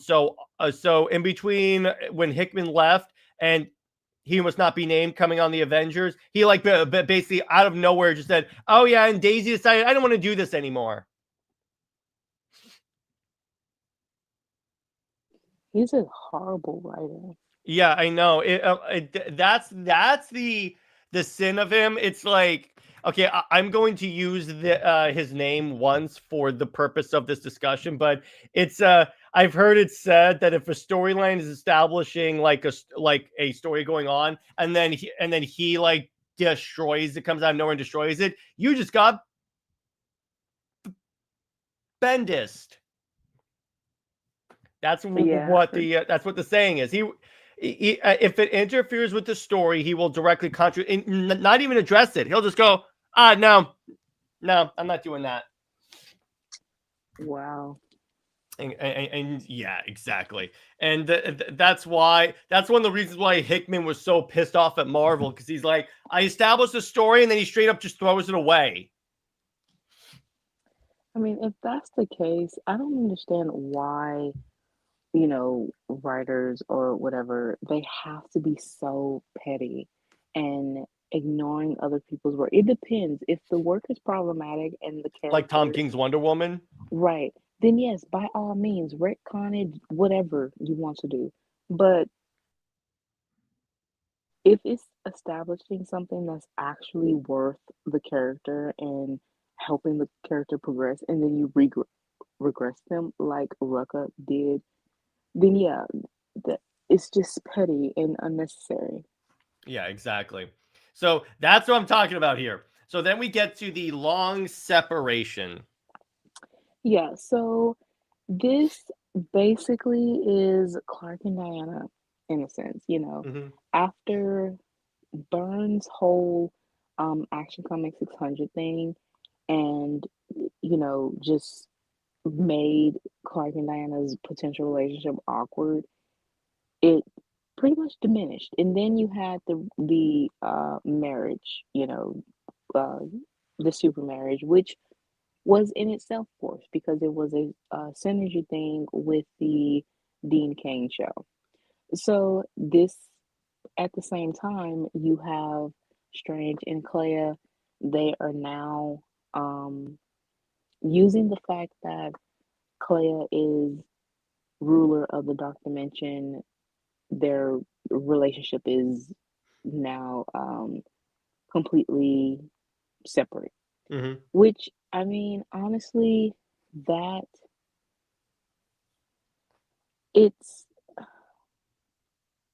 just shows the lack of creativity after a while. She still is connected to Strange, but it's just the fact that you could have made it work. And especially with the fact that Strange, he also has connections to the dark dimension. So it's not like you couldn't create stories with them being together from time to time, or him, staying there or having an adventure or whatever there. You could make it work. Yeah, exactly. You definitely could.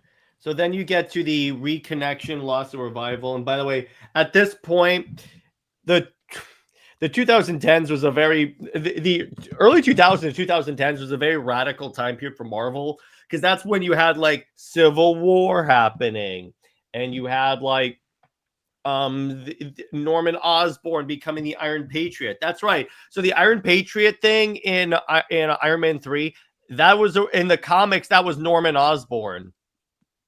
Really? So what happened was, okay, did you see the Secret Invasion show? No. All right, so the Skrulls infiltrate Earth and like replace a bunch of superheroes. So that story happens in the comics, and the Avengers have to reassemble because the Avengers are actually fugitives at this point, because a lot of them didn't want to register. Some defect, like Spider-Man. This is also when Spider-Man revealed his identity to the world, and then it would later lead to Mary Jane and Spider-Man's relationship being retconned out because Marvel's a bunch of a-holes. Anyway, so the Skrull Queen starts to make a move, and Norman Osborn headshots her and on national TV, and then Tony Stark is blamed for the Skrulls taking over. That leads to him being because Tony was the director of S.H.I.E.L.D. at the time. Tony is replaced by Norman Osborn because he plays the Lex Luthor line of, I've been rehabilitated, and my Thunderbolts team, yes, he created this iteration of the Thunderbolts. My Thunderbolts team just saved you. So he became S.H.I.E.L.D., Shield director, de-established Shield, established Hammer, and he created what's called the Dark Avengers, which are like which actually he took like Venom, Wolverine's son Daken, and let's see who else. The Sentry. You also had like Ms. Marvel's a villain named Moonstone, and he basically made them the new Avengers that were like the public-facing team. But he figured an Avengers team needs a Captain America and an Iron Man. I'll just be both. So he literally took an Iron Man suit, painted it red, white, and blue, and became the Iron Patriot.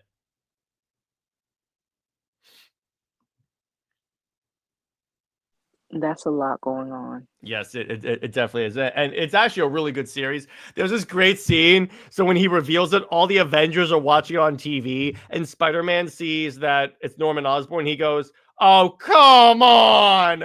And then what's kind of funny is, so then they reveal that who the Dark Wolverine is. It's Wolverine's son. So Spider-Man turns to Wolverine and goes, "Oh my gosh, you've had sex?" What? Yeah, exactly. All right. Yeah, Norman, Bullseye, Moonstone, Mac Gargan, who was the Scorpion but became Venom. Ares, the God of War. Daken, a version of Captain Marvel, and the Sentry. That's correct. Yeah, exactly. By the way, so it's kind of funny.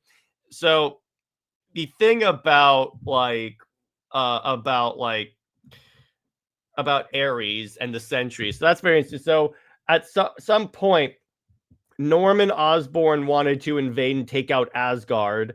So what happens is that Loki arranges for Volstagg of the Warriors 3 to basically accidentally cause a disaster. And that would lead to Norman Osborn and his team having the green light to go engage Asgard.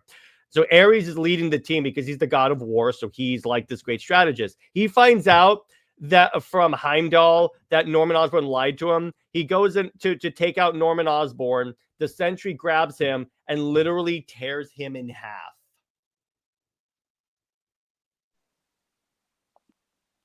Wow. Like from here, not like this,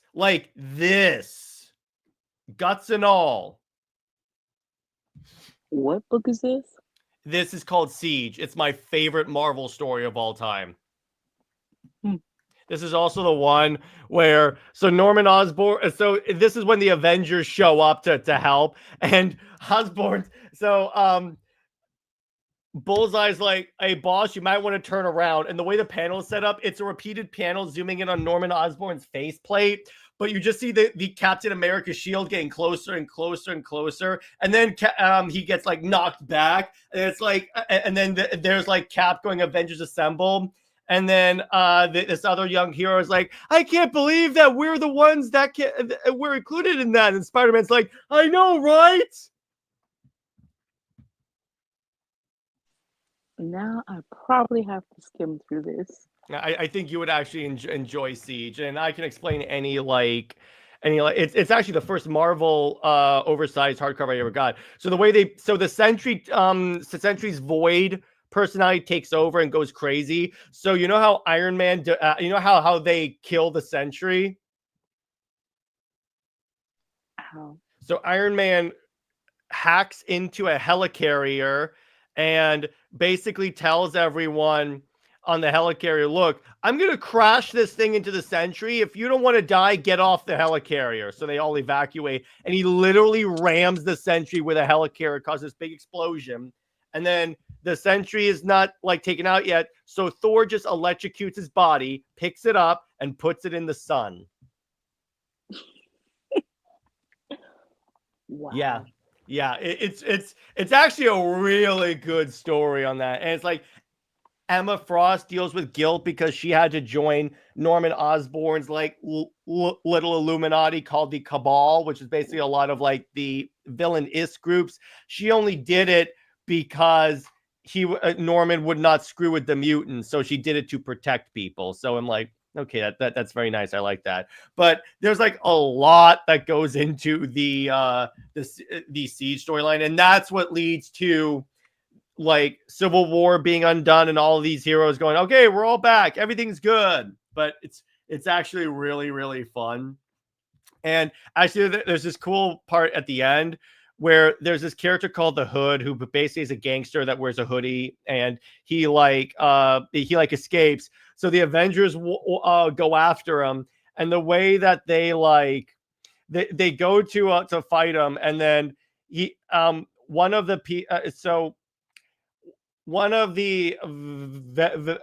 villains they fight blasts Miss Marvel with energy, Carol Danvers, and then he goes, "Was that your plan to take the hit for the team?" And then Carol goes, "Yeah. How else am I supposed to absorb all your energy so I can redirect it back at you? People forget I can do that." Who is writing this? Bendis. Seriously? Yeah, it's not everything he wrote at Marvel was horrible. This was doing the good part of it. So then, this is so great. The guy's like powering back up. He goes, "I'm immortal. You can't hurt me." Then a voice out of nowhere goes, "Okay, then I won't feel so guilty to do this." Wolverine jumps down and cuts the shit out of him. And then there's Spider-Man and Luke Cage are watching like, "Oh my God." And he's like, he basically gets turned into a tic-tac-toe thing. It's so violent. Oh yeah, definitely is. And then what's kind of funny is they bring the Hood back, and they just throw him down there and go, "Special delivery. So are you going to arrest us now?" And then they're like, "No, you guys are good."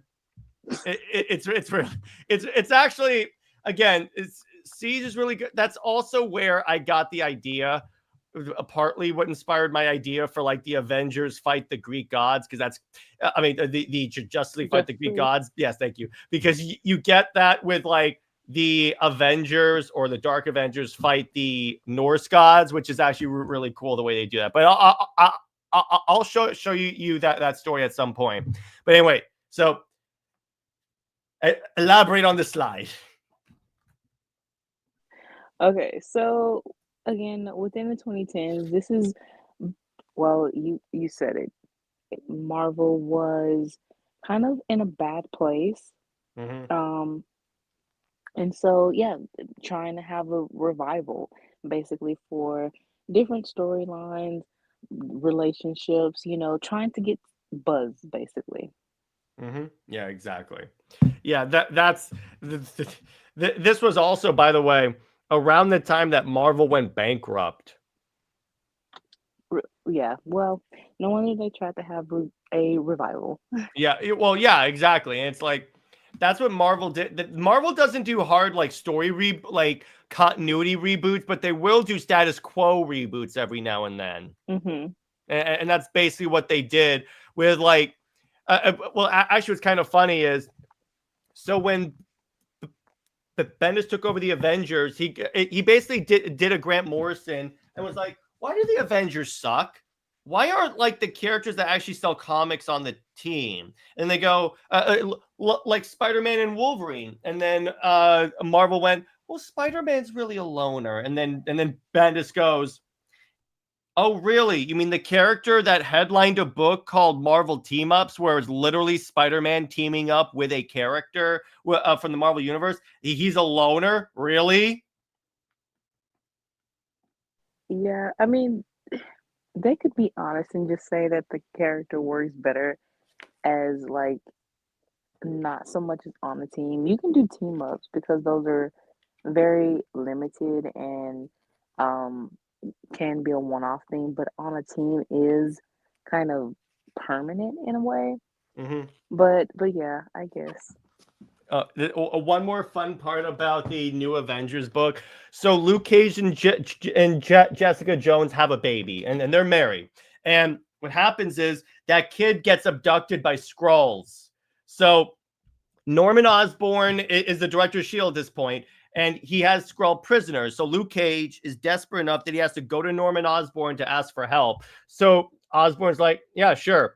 After like promising you'll be on the Avengers team. He doesn't, but it's like for the sake of the story, I'm going to speed through that. So they have two Skrull prisoners, and they go, okay, where's Luke Cage's daughter, a kid? And then the Skrull says, I'll never talk. And then Norman goes, hey, Venom eats the Skrull prisoner. And then he goes, and then he turns to the next prisoner and goes, so where's Luke Cage's daughter? And then this Skrull prisoner's like, I'll tell you, just don't eat me. Wow. It's really good. It's really good. And there's this one part where like the Avengers don't know who they can trust. They don't know who is a Skrull. So whenever Spider-Man enters a room, he goes, I swear I'm not a Skrull. And then they go, how do we know? That's exactly what a Skrull would say. He goes, well, if I were a Skrull bent on world domination, why would I impersonate Spider-Man? Wow. Self-drag. That is wow. He's got a point there. Oh, there's this great line. True. So here's the funny part about this. So he finally reveals his identity to the team. And he lifts up the mask. Jessica Jones is like, I went to high school with you. I was actually in love with you in high school. And then Luke Cage is her husband. He goes, you were what? And then he goes, no. I was really into you, Spider-Man. And then Luke Cage is mean mugging Spider-Man the entire time. And Peter's like, please stop, Jessica. Please stop, Jessica. He's going to punch me, Jessica. And there's one part where the Avengers are arriving at a target. They're hovering. And then Spider-Man leans over and goes, listen, dude, I hope this isn't going to like cause me to be punched, because I swear I didn't date. I wasn't interested in Jessica. Not that she's not like attractive. I think she's very attractive and stuff. And then Luke interrupts and goes, just land the damn plane. Wow. It's so freaking good. Again, so the dialogue in this is actually really, really good. I'll show you that, but it's really good. Yeah, she is. She's the same age as Peter. But what happens is that she, like, during a supervillain attack at the high school, she got put into a coma, and they all called her the coma girl. And then Peter's like, well, I didn't know. We didn't know your name, so that's kind of what we called you. I didn't know again, that Jessica and Peter were the same age either. do you know how Jessica Jones was created? No. So Bendis wanted to write a book called Alias. I think it was Alias, something like that. So he wanted to use Jessica Drew's Spider-Woman. No, she doesn't have the same powers as Peter. I want to be clear on that. A lot of people get that confused. But this is why. At least this is from what I heard. Marvel said, okay, you can't have her have anal sex. So then Bendis goes, I'll invent a new Jessica.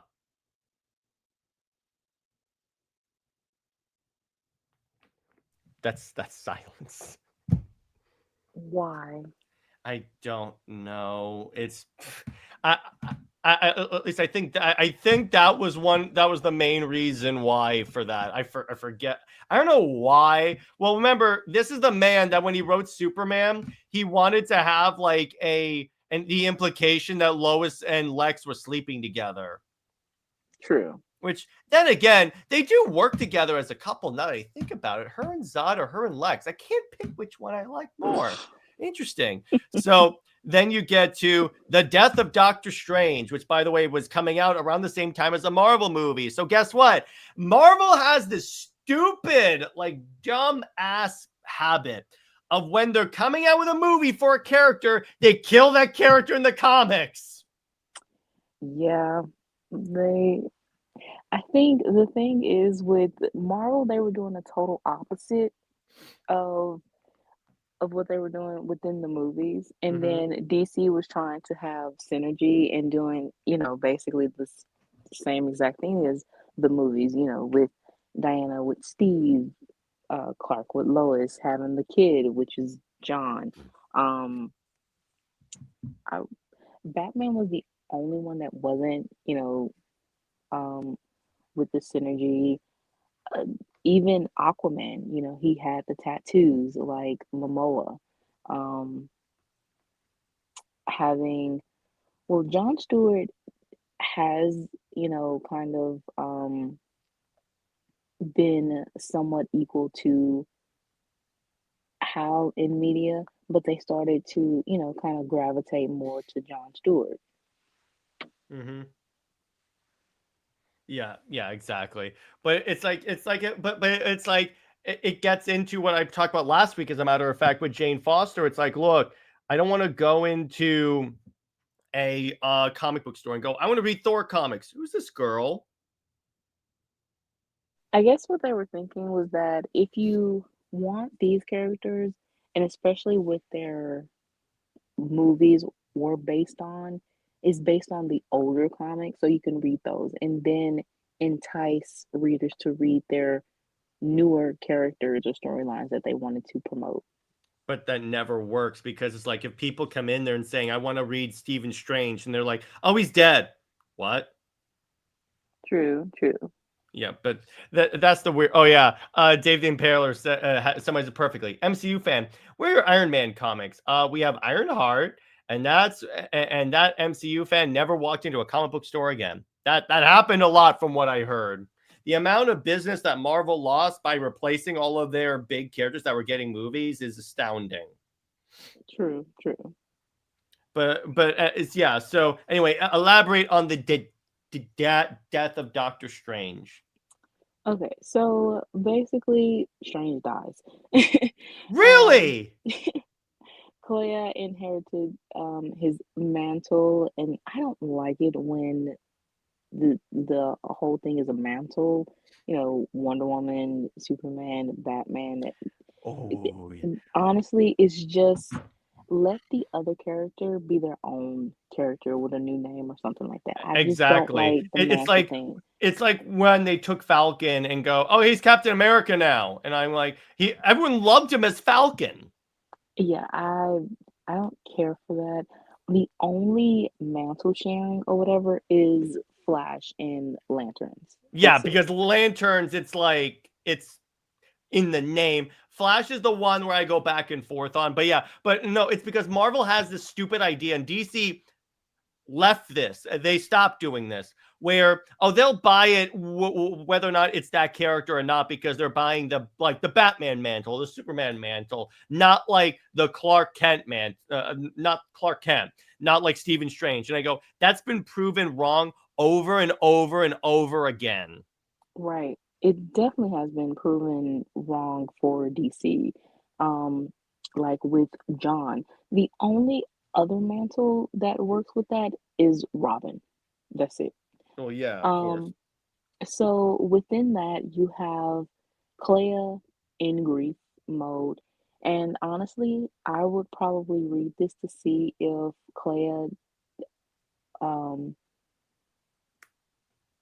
handles her grief better than Tom King handles Wonder Woman's grief. Oh I know that God, that will probably be the answer. Of course, yes, you know. it's not Um, that hard. but her grief and her connection to Strange is definitely the emotional centerpiece of the storyline, and it basically she isn't, Clea is very important. She's the focal point. She isn't a student. She isn't a love interest. She is her own character. Yeah, exactly. Yeah, exactly. And that's the thing. And here's the other thing, Britt. So Dan Slott has said, you're going to love this, Britt, speaking of mantles. So you know what? So according to him, do you know why they need to raise and gender bend swap characters? Do you know why they have to do that? Why? He literally said, because it's harder for creators to create characters that fans will latch on to. Literally said, because it's hard. I mean, yes, it's hard, but you have to be creative enough to have these characters be unique and, like that is just That just so tells me you don't lazy. have ideas. But so did you know? I caught Dan Slott on the lie and called him out on Twitter once. So obviously you've seen the Spider-Verse movie, right? Yeah. So remember that version of Peter Parker. So Dan Slott is notoriously against Peter and MJ being married. So he said on Twitter, I'm fine with Peter B. Parker from the I almost said Snyderverse, from the Spider-Verse being married, but I think 616 main universe Peter is fine the way he is. And I go, literally in the movie, that Peter that you just said can be with Mary Jane is the 616 Peter. They say it. It was so good. By the way, so Dave has a good point. When will Jared hand over his mantle and glasses to Britt, or will Britt pass the Chucky baby torch to Jared? Britt, I bequeath you the glasses of Jared. Well, here's the other thing. Like I said with Thor back last week, it's worse with Thor because they literally changed the lore. So, Thor, that's just a mantle. His real name is Odin's son. And I go, his name is Thor. His name is Thor. Yeah, they are definitely running out of ideas and such. That's what Marvel does, Britt. More than DC, Marvel is the character swapping for stupid ass reasons company. That again, yet another reason why I tell you, Britt, for all your criticisms of DC, Marvel has them 30 times worse. Well, as for me, the only reason why I give Marvel some slack is because I'm not ingrained within their verse. If I was ingrained in their verse, then maybe I would have a little bit more criticism. But I love where I said so on this on the Comics League Dark show like a couple of months ago, I brought up what you said when we first started doing the show about, well, DC's horrible, but Marvel seems to have their stuff together. Jay Heat and Robert both did a spit take practically. We're like, oh, you sweet summer child, you have no idea. You're so innocent. Because again, as guys that Jay Heat dropped Marvel the minute they made Captain America a Nazi. Oh yeah, I did know about that storyline. That was a little like, okay. A little? That's what made me drop Marvel for so long. And I'm like, nah. But anyway, so this is what happens with the death of Doctor Strange. Then we have the modern era Clea. Right, she is also on the New Avengers team, the book that they just relaunched, led by Bucky and Natasha. Really? And they put Bucky and Natasha back together. See, so they are just going back and forth with relationships. All Marvel has to do is put Scott back with Emma, and I will take back what I said about him. Although I do kind of like Emma and Tony, Iron Man. But if they put Scott and Emma back together officially, I may start buying X-Men books again. I haven't bought them in so long, Britt. Well, luckily, they are releasing an omnibus of the era where we got a lot of the Scott and Emma development. So I'm like, you better believe I pre-ordered the shit out of that. Well, that's good. At least they, again, I would say that their relationships, again, going back and forth, except for the thing is, Prime universes or whatever like that, it really does not matter because it's all screwed anyway.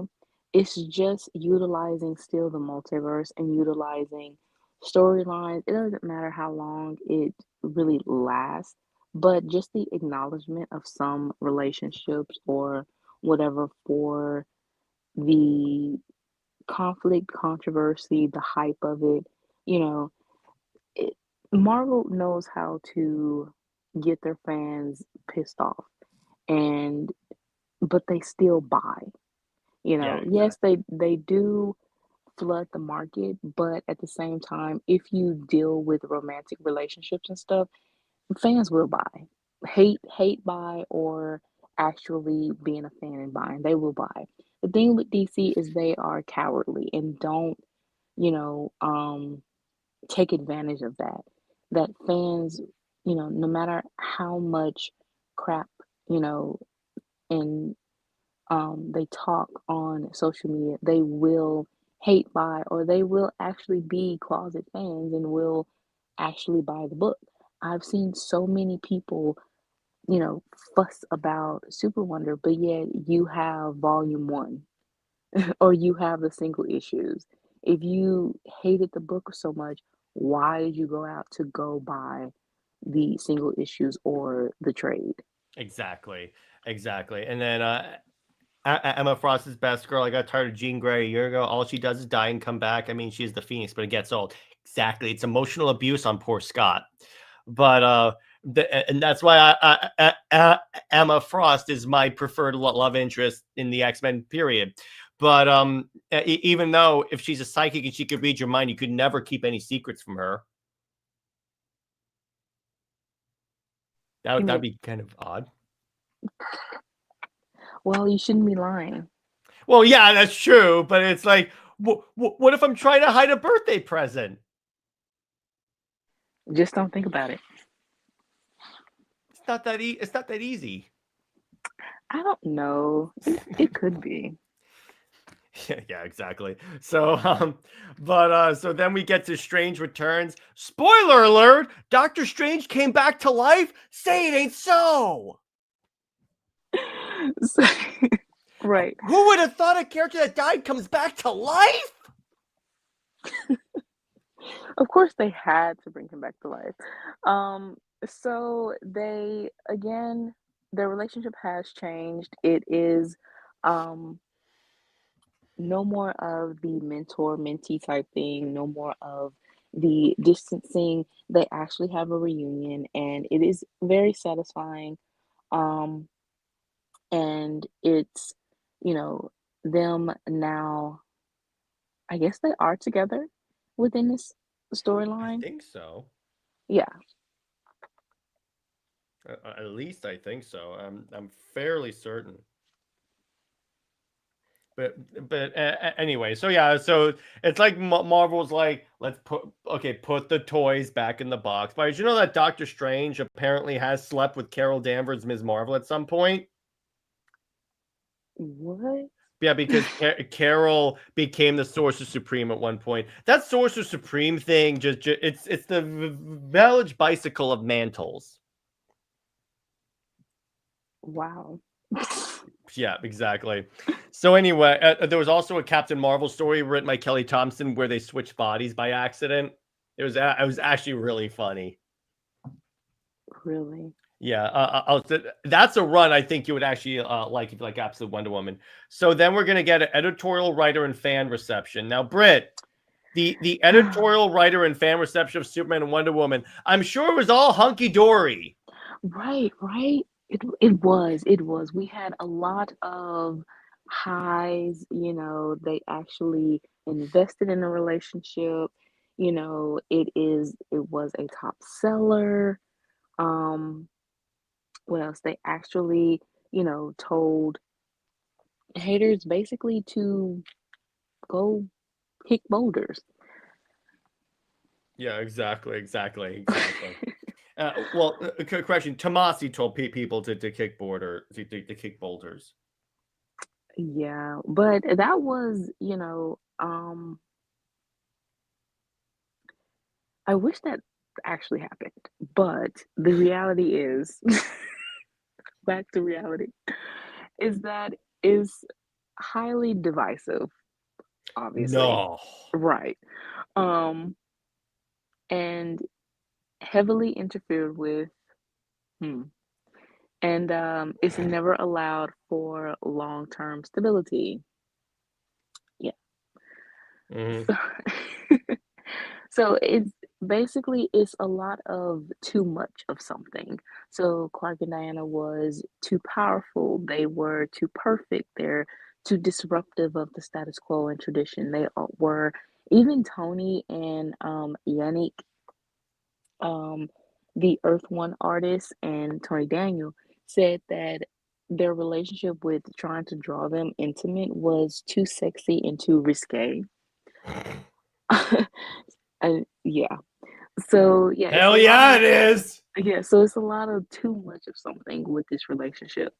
You have editorial being lazy, believing that Clark and Lois, Diane and Steve are, that brand safe default is basically give tradition you're coasting. Um, and you know, even when those relationships aren't creatively thriving like they are now, they want to remain in that safe zone. And you have where New 52, it was always a lingering of a breakup or doom and gloom. You have post crisis being the right person, wrong time type thing, but after the marriage, it was a ton of revisionisms, where you have Diana, the one that's supposedly pining after Clark, but before, he was the one pursuing her, he was the one pining after her and having these, I need to go talk to her type thing. Um, and then, but you do have it as an Elseworld friendly type concept, which honestly, again, you have the more creative freedom there. So I personally enjoy it being Elseworlds more than Yeah. mainline, because mainline is it's so messy, it's so limiting and everything like that. So yes, I would rather have Clark and Diana's story told, you know, free and creatively in an Elseworld setting. So you're telling me that like the multiverse is a shelter? Yes, that was a very nice pun. Thank you. Thank you. You set me up so well for that. So yeah, key editorial attitude is basically, it's also is the pairing um screws over the Trinity, which again, the Trinity was not. It's a concept where Clark and Diana are a romantic pair, and Batman is like the godfather or the uncle. So where it comes from, where that imbalance come from, honestly, I think that's just a fan thing, and basically World's Finest fans that are saying that, or Wonder Bat fans. And again, going with the traditional threatens the traditional relationships, and then Diana, she is always going to be a universal figure, independently. So her being tied to Clark is not going to diminish her, but that's a whole thing too. And then Clark and Diana being together, it is very political because you go into a cultural perspective and you have to basically explore how the government and the inverse of, civilians and other heroes react to their relationship. Mm-hmm. Yeah, I like that. But of course, the editorial problem is that, and Marvel has this issue too, where you have people that are nostalgic for a certain period of a character. I mean, that's why the Spider-Man editorial keeps screwing with his continuity. And they're like, I want it to always be this way. It must always be this way. And it's the same thing with like Superman has to be with Lois. And I go, okay, it has to be? Has to be? Right. Why is it a have to? And especially again when the story is so limiting. Yeah, exactly. Inevitably, it leads to you repeating the same story over and over and over again. He will always save her. I'm going to say something kind of controversial right now, but people have to hear it. Hey, Lois fans, Lois will always be a damsel.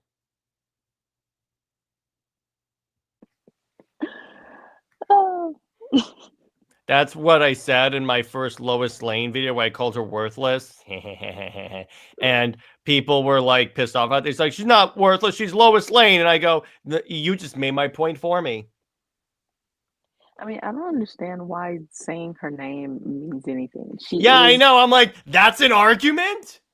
I mean, That's the problem. She's Lois Lane. she's a glorified reporter.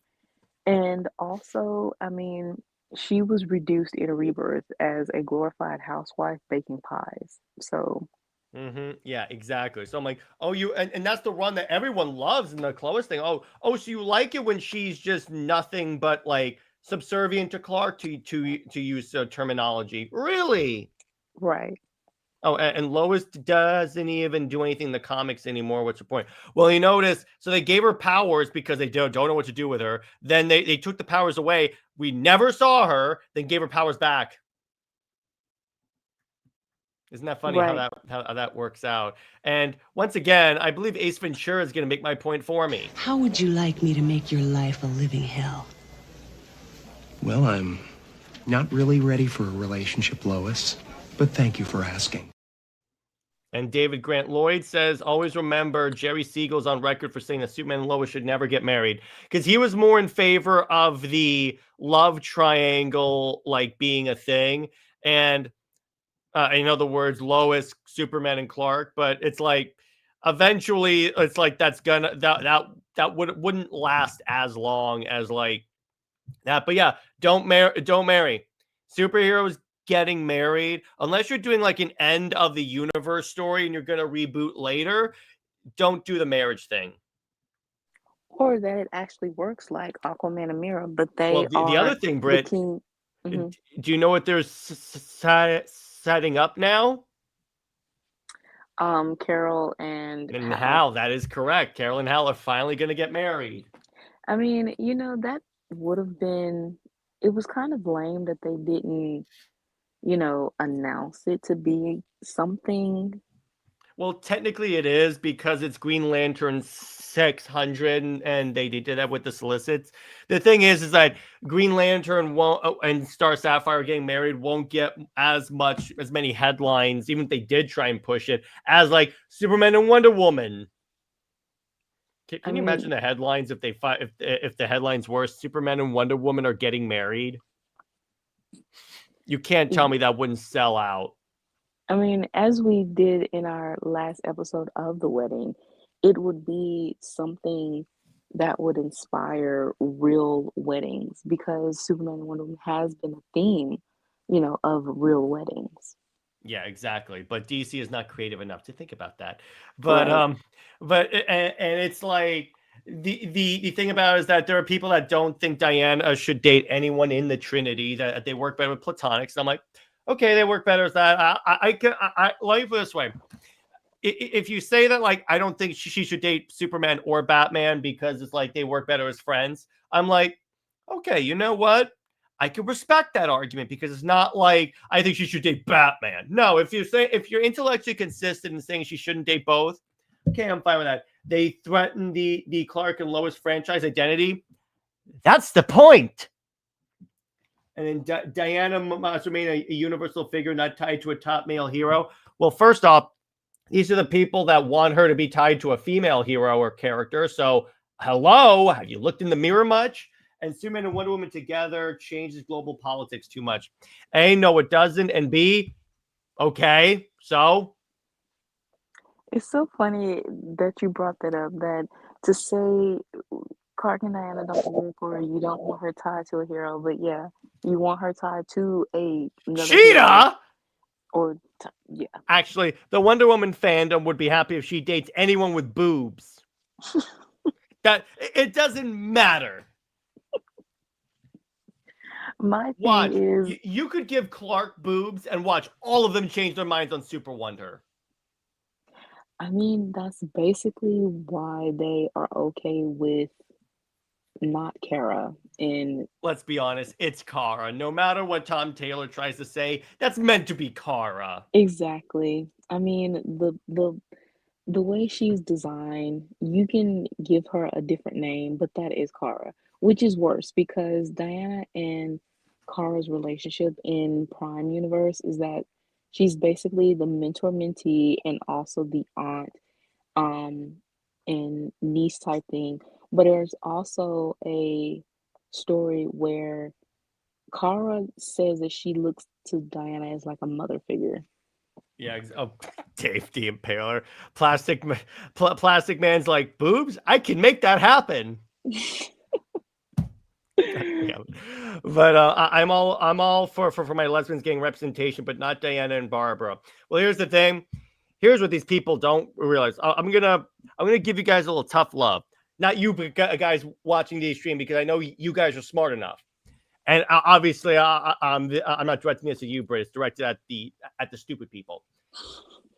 Diana is a straight woman, okay? DC themselves have basically confirmed Diana's a straight woman. It doesn't matter what Greg Rucka says. He only says that because he's, for some reason, is incapable of writing women that are straight.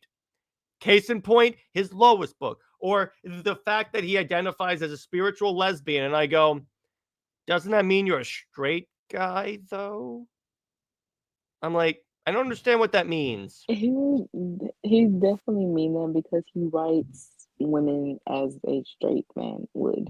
Well, in that case, I guess I'm a spiritual lesbian then, because I'm a straight dude. So I'm like, what does that even mean?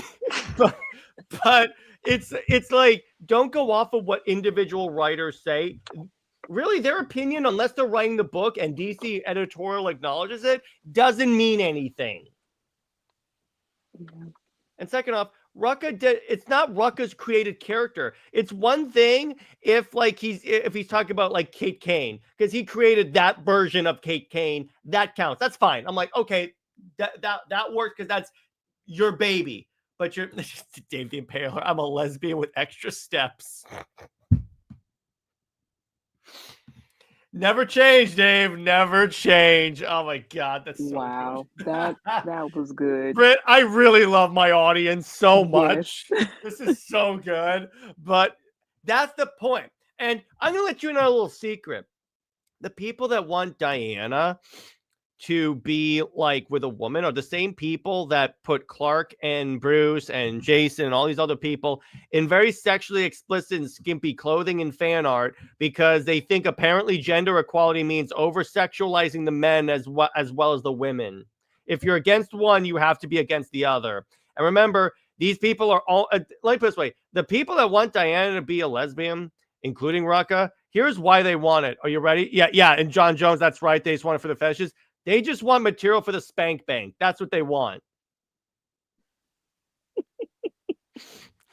Rant over. Thank you for coming to my TED Talk. Parker says, but yeah, it's finally good. It's finally good to hear one was straight. At least that is clarified. Yeah, because here's the thing. Here's how I know that. DC has never put her as a headlining character in the Pride books. If she were really a member of the LGBTQ community, wouldn't they want to include her? Second off, Jazia Axelrod was writing one of those encyclopedia of the gay characters. And someone asked if Diana is going to be included in that or any of the Pride books. And then Jazia literally said, based on my conversations with with the people that make the decisions for Diana, the answer is no.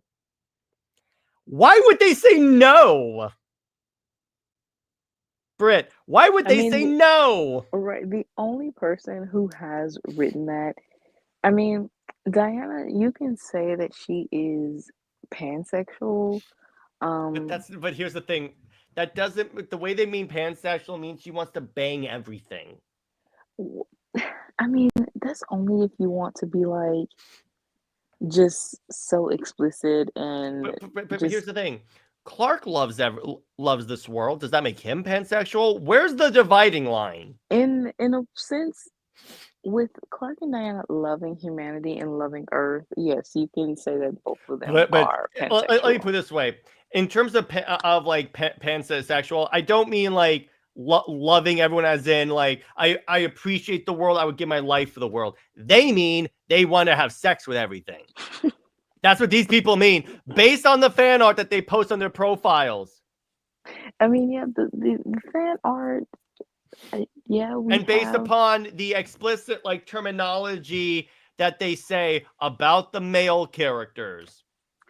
I mean, that's true. That's true. You can't argue with that. Yeah, because here's the other thing, Britt. The fact that let's go. What very important word is including the terminology pansexual? Yeah.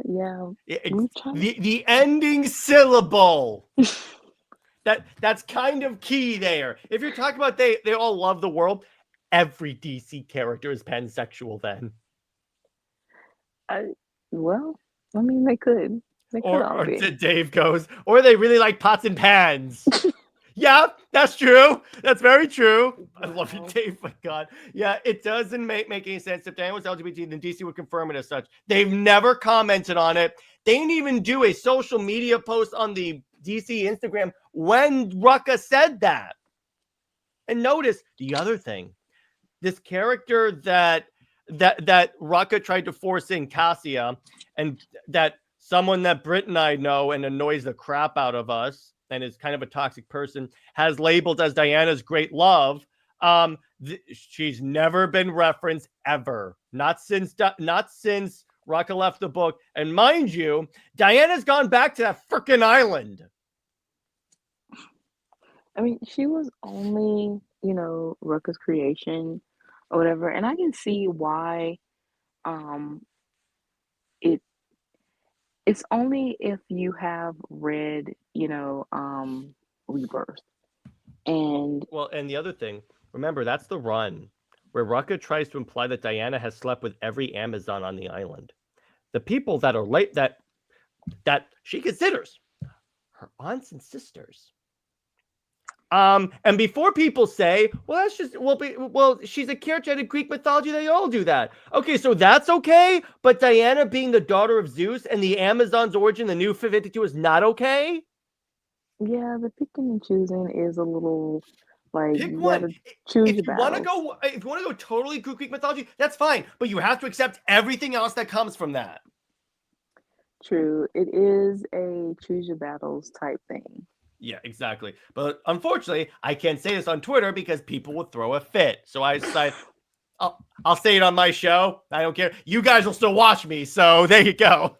But that's the point here. And also, they seem to have more of a concern about who Diana sleeps with than her getting good stories. I remember this very specially. When Tom King issue 10 had Diana with Cheetah, and it looked like they're being friends, but everyone misinterpreted that as queer baiting. I saw people say, and these were the people that were very adamantly against Tom King, say that I know he's a war criminal, but we should support the book to show DC that we want this. Yeah, when you start like lowering your morals or whatever for something like this, that really shows who you are, and I have no respect for that. Yeah, I'm sorry. Whether or not he is a war criminal or not is debatable, but the fact that you had to say, I know he's a war criminal, but... No, there's no but. There's no but. Yeah. But, oh my God. These people, like, annoy the crap out of me, Britt, as you can tell. Now, Yeah, I can definitely tell. these aren't all the people. I've met a lot of very nice people in the Wonder Woman fandom. I want to be very clear about that. But some of them are a little wackadoo. Anyway, but it's like, and you notice, Britt, all those arguments against SuperWonder are all of them, not just tie her to like a male character, to like member of the Trinity or make her Clark's girlfriend.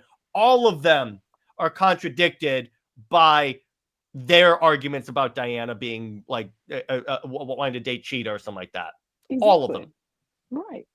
So I'm like, I would be fine if the intellectual inconsistency was not a thing. And like, be consistent. Okay, fine. There you go. But anyway, so then you get to other opposed. So the other thing, the way that DC editorial has handled SuperWonder, I know, back on track, is the other thing is that they will do the most out-of-handed thing to break up Clark and Diana. Like, remember when Rucka had them go, being with Clark was easy. You almost beheaded him when he was turning to Doomsday. How was that easy? Rucka, he didn't read, obviously, Clark and Diana's relationship. And the thing is, none of them did. Rucka hates their relationship. Even in and yet he wants Diana with Batman. Yeah, the way he wrote their relationship, even in post-crisis, was very antagonistic. He wanted to. His last issue, Wonder Woman 226, was like showing their friendship in a way, or showing, their history. But at the same time, at the end, it was like this looming question of, is it over? Like, is whatever was building between them and all of that is because of what happened with Max Lord, is that all wiped away? Yeah, exactly. And then he made it a point where to say, the public sees them as a couple, And you have this where it's like, oh, we're just friends, and people don't understand that we just love each other as friends and stuff like that. And it's like, no, they do have romantic feelings for each other. Yes, they are best friends, but at the same time they still have that underlying deeper feeling, and that's okay. Um also, Chuck Austin said in an interview for CBR when he was talking about his Action Comic or Superman run, um, that he let it be known that he doesn't like Lois. So he wanted to show, you know, the other loves or potential loves in Clark's life, which is Lana and Diana. But Rucka said over his dead body. So he basically did not want Diana to be you know, um, in the book. And that's why in was it Action Comics or Superman? I forgot which book Chuck Austin was writing. I think he was writing Action Comics though. I think so, yeah. But um there was one issue where he fought Gog I know and exactly. Is that the one where Diana sitting on it is as sitting by a his bedside, but she's like this? exactly where I mean just Her very ass is practically coming out of her uniform, and her boobs are and almost falling out. I'm yes, like, who's drawing that? Ivan Reyes. Wow. Yeah. Normally he's great with that. So you see where Connor asks her, does she love him? And so she's like, what kind of question is that? Being very like um it's a very awkward, but she's overacting, written as very surprised or whatever. So she says, of course she does. But then, of course, the bait and switch of the next page of saying, I love him platonically, we're friends, you know, men and women can be together without being romantic, whatever the excuse was. But you can tell that that was very much an editorial driven um, answer, you know. Then you have Immortal Beloved, which was bait and switch editorial driven, or Joe Kelly. The fact that Joe Kelly wrote that and he wanted Diana with Batman too. And then you have Phil Jimenez, who wrote Wonder Woman 170. Lois being jealous of Diana calling him Cal and stuff. So Diana had to be used as a mouthpiece to say, "Oh, he loves you." If his dying last word would be your name and stuff like that. I had my chance with Clark, but you know, whatever. It's like you don't have to write that. And honestly, it's embarrassing that editorial has written that so many times to try to bury this relationship, but it keeps coming back. And you it's just let it go naturally. If it's written to work, let it work. If it can't work, don't try to force these narratives, and it's only at the expense of the characters and the expense also of the dynamic and limiting the narrative.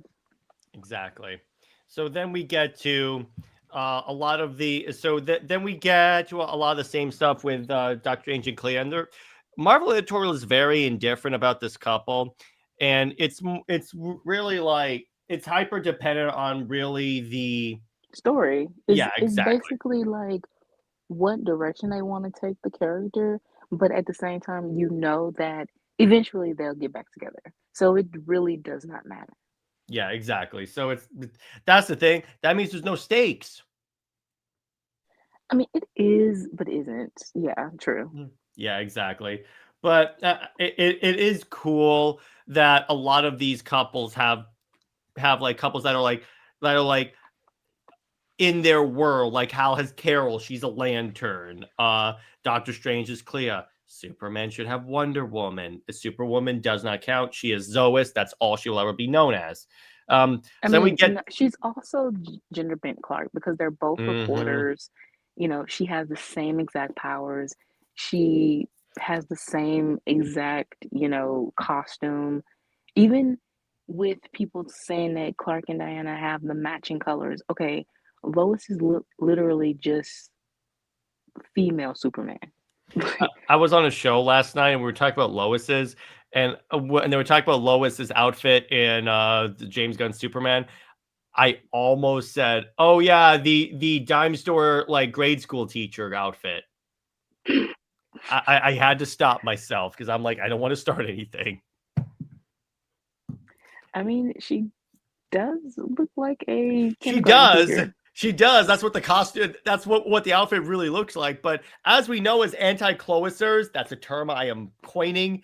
We have to pick our battles, my friends. So then we get to write. So speaking of like calm and cool and collected reactions, and definitely not pettiness, let's talk about the writer and fan reception of SuperWonder.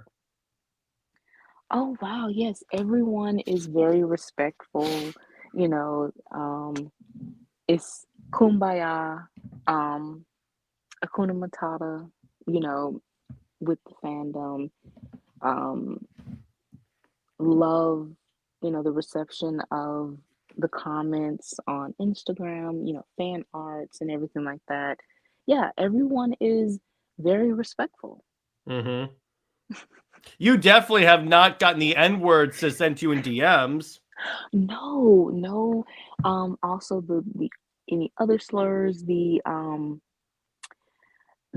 death threats, if you don't bow down to Queen Lois, you know, they will come after you. Um, what else? Oh, Diana is Wonder Witch would it be? Um, Oh. she needs to know her place. Um, yeah, yeah, it's a lot. Yeah. I would say that the fandom, of course, is very much a hive mind and is a cult. No. You can't even sugarcoat it. The Chloe's fans, Wonder Bat fans, are very much a cult. You do have bad apples within the Super Wonder fandom, but honestly, we just mind our own business. Yeah, We really we do. just want to exist. I realize our existence is threatening to you, and that's never led to anything really bad in history, right? I mean, besides the fact of showing Clark and Diana do have a sustainable relationship, but yeah. Well, I mean, here's the thing. We can kind of be thankful that the close fans is like that because it made people hungry for this show. True. So there you go. But yeah, the writer and fan reception was very, very strange. And it's like, again, it's a lot of, this is why, again, I keep saying, I believe at a certain point, DC should retire writers. In other words, say you had your contributions. If you don't want to write in this way we're doing, we're not going to. It's like Jurgens has basically kept trying to undermine New 52 Clark all the time. And they're like, well, because they interrupted his story that he was telling. And I go, I don't give a shit. I mean, Jurgens being great grandfathered with DC because he wrote, or it wasn't even his idea. He just, kind of was a yes man to editorial. But killing Superman is not really a victory, especially the fact that the aftermath of killing Superman crashed the market. And it killed death in comics because previous to that, so Britt, previous to that, there used to be a rule that the only characters that can never come back are Jason, Bucky, and Uncle Ben. Guess how many of them have come back to life in one way or another? All of them. Yeah, exactly. All right, Parker says, I just want Jared and Britt as my Wonder Woman Superman writers. We'll take that job. I'll guarantee you I'll write a better Superman than half the people there. I guarantee. Let me put it this way. Apollo's going to be shaking in his boots if I ever write Superman. Oh, yeah. And if Britt's the Wonder Woman writer, we will be putting in a lot of a lot of Conradisms. Let me put it to you that way. Clark is going to be very adept at getting his hands dirty. Oh my God. I had to, Britt. So yeah, and you bring up the good point. Oh, only Barry Allen stays dead used to be a saying. Or remember when Batman was killed by Darkseid, but it turns out he was sent back in time? Really? Yeah. In Final Crisis, he got blasted with the Omega beams after shooting Darkseid with an anti-God gun, and it sent him back in time. But this was part of Darkseid's plan. Did you know that back in time, because he went back in time, Batman ended up creating the Bat cult that would lead to Barbados invading the DC universe in DC Metal. That's very contrived. Yes, and that's Morrison and Snyder. Yep, that's very Morrison and Snyder, exactly. But yeah, exactly. You know how Jason Todd came back to life, right? Originally. Didn't you say something about like? All right, Superboy here's what Prime? happened in Infinite Crisis. Superboy, Golden Age Superman, and Golden Age Lois were in like this paradise dimension, but they could watch through essentially like a window and see everything that's going on with DC. And they saw like the death of Superman, Batman getting his back broken, whatever was going on with Wonder Woman. And they were pissed off because they're like, this is not supposed to be dark and edgy, essentially. So Superboy punched the walls of reality and shattered them like you would punch a window, and it sent ripples. Only Jason Todd came back to life. That is honestly so lame. I mean, I'm sorry. Yeah, it is really lame. And then it's like, and then when the new 52 happened, this is another change the new 52 did, Britt. That's when the Lazarus Pit thing became the canon way he came back to life. I mean, that makes more sense. Yeah, it does. In Batman, you have the Lazarus Pit. Just use that. Why overly complicate this? Because that is what DC does. They overcomplicate things. I mean, look at DC New History. Oh yeah, exactly. So then they're doing a follow-up to New History, Britt, that's going to explain where all like the milestone characters went. That's not going to be complicated at all. Anyway, so sure. So we got Doctor Strange and Clea, and the thing about the critics of it is that yeah, I see a lot of people saying that like I'm fine with him being single, or like with other characters, like for some reason Carol is a thing and that, and I go, I don't know where that came from. Marvel was really weird about stuff back then. Aren't they all? Well, yeah, aren't they all? Yeah, exactly. I love how I left a pause, and then Britt's like, yeah, they all are like that. But that's the thing. It's like, and honestly, I'm more of a Strange and Clea like thing, a shipper, particularly after this information, because of how, for lack of a better term, similar and compatible they are. So I really, really dig that. Exactly. Why would you want to read the continuous of the civilian hero, Captain Save-A-Thought, or the whole triangle of two, secret identity type thing? No, I want equals. I want them fighting side by side. I want them to have an equal perspective of things. I want them to have similarities but differences that complement each other. Yeah, exactly. And then it's like, then you have like the people that say that like opposites attract, that's just their excuse to ship characters with other characters that they would be wholly incompatible with. That's literally the only reason why that happens. Opposites attract is really not a thing. It's not in reality. And then 99% of the time, these people have never read Wonder Woman comics or are going off of the Bruce Timm version. We all know that's that's the paragon of adaptations. Exactly. Yeah. So before we get to the crossover story, I got to do a little self promo on the show. So I'm going to play the trailer for Athena. So let's do that. 3, 2, 1.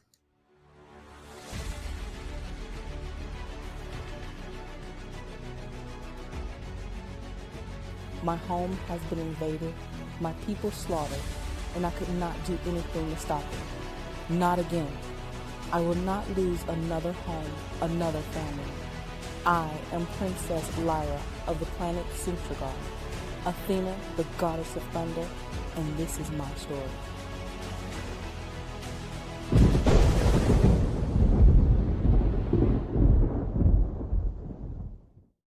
And then the link to back Athena, it should be in the chat right now. And then Gandalf says, do y'all care about DCKO? Opposites don't attract when it comes to relationships.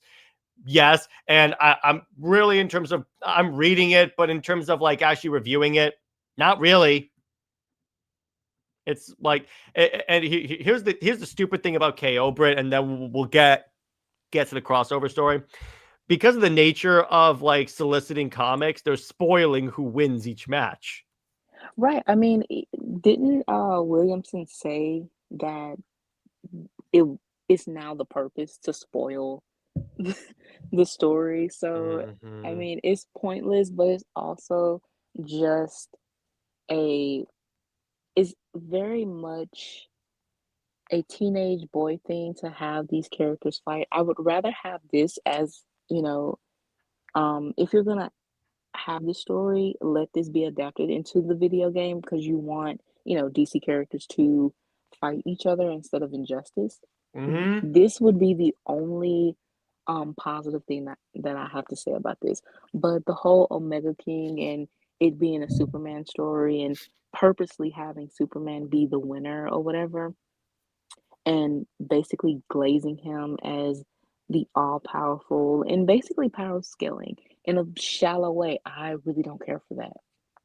Oh yeah, exactly. Yeah, and that would be cool. But it would also be cool if it led to Injustice dying a painful death. That would be really fun. Exactly. But anyway, so then we get to the crossover story. So Britt, wow me. All right, so Twilight of the Infinite, and this is basically Cool Twilight title. of the superheroes. But it is, I would say, inspired by, multiverse madness, and also the Kingdom, where Clark and Diana meets their son Hyperman, which is very important at the end of this.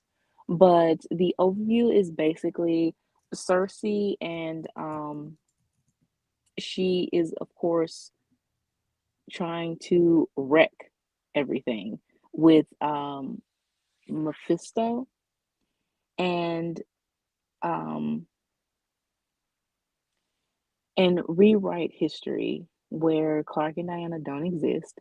She wants to wipe away all of the Amazons, and Mephisto basically wants to rewrite the Marvel universe in his image.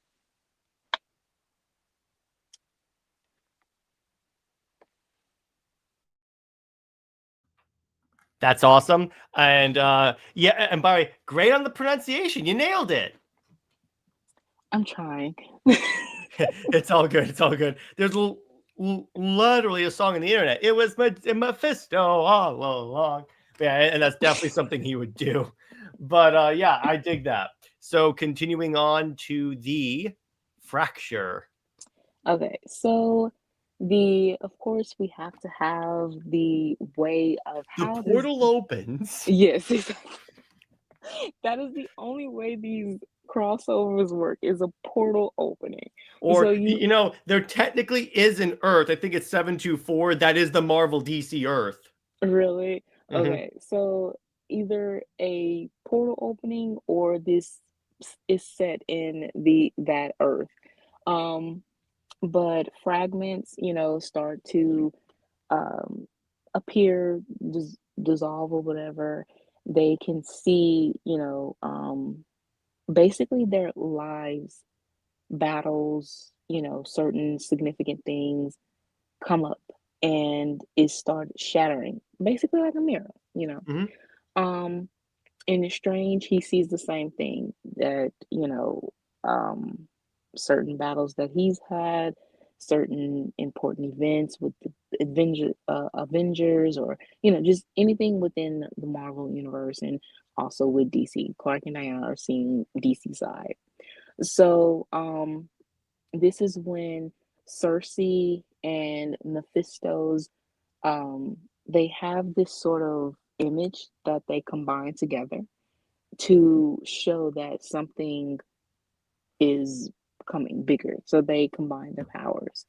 Um, so Strange opens up a cross dimensional portal. Always have to have the portal.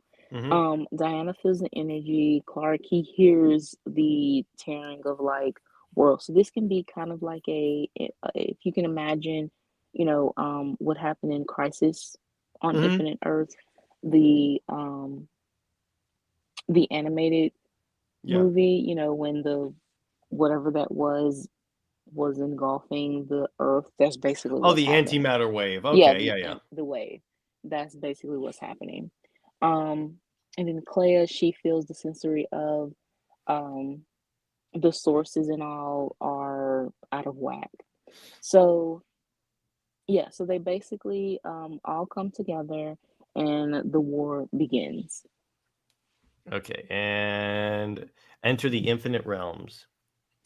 Okay, so Cersei's spell is unleash, so of hyper time storms and again the waves. So they are close to destroying, the history and Earths. You have Clark and Diana, you see them as um monarchs or king and queen, um on one Earth with their daughter, and that's either going to be destroyed or they can save it.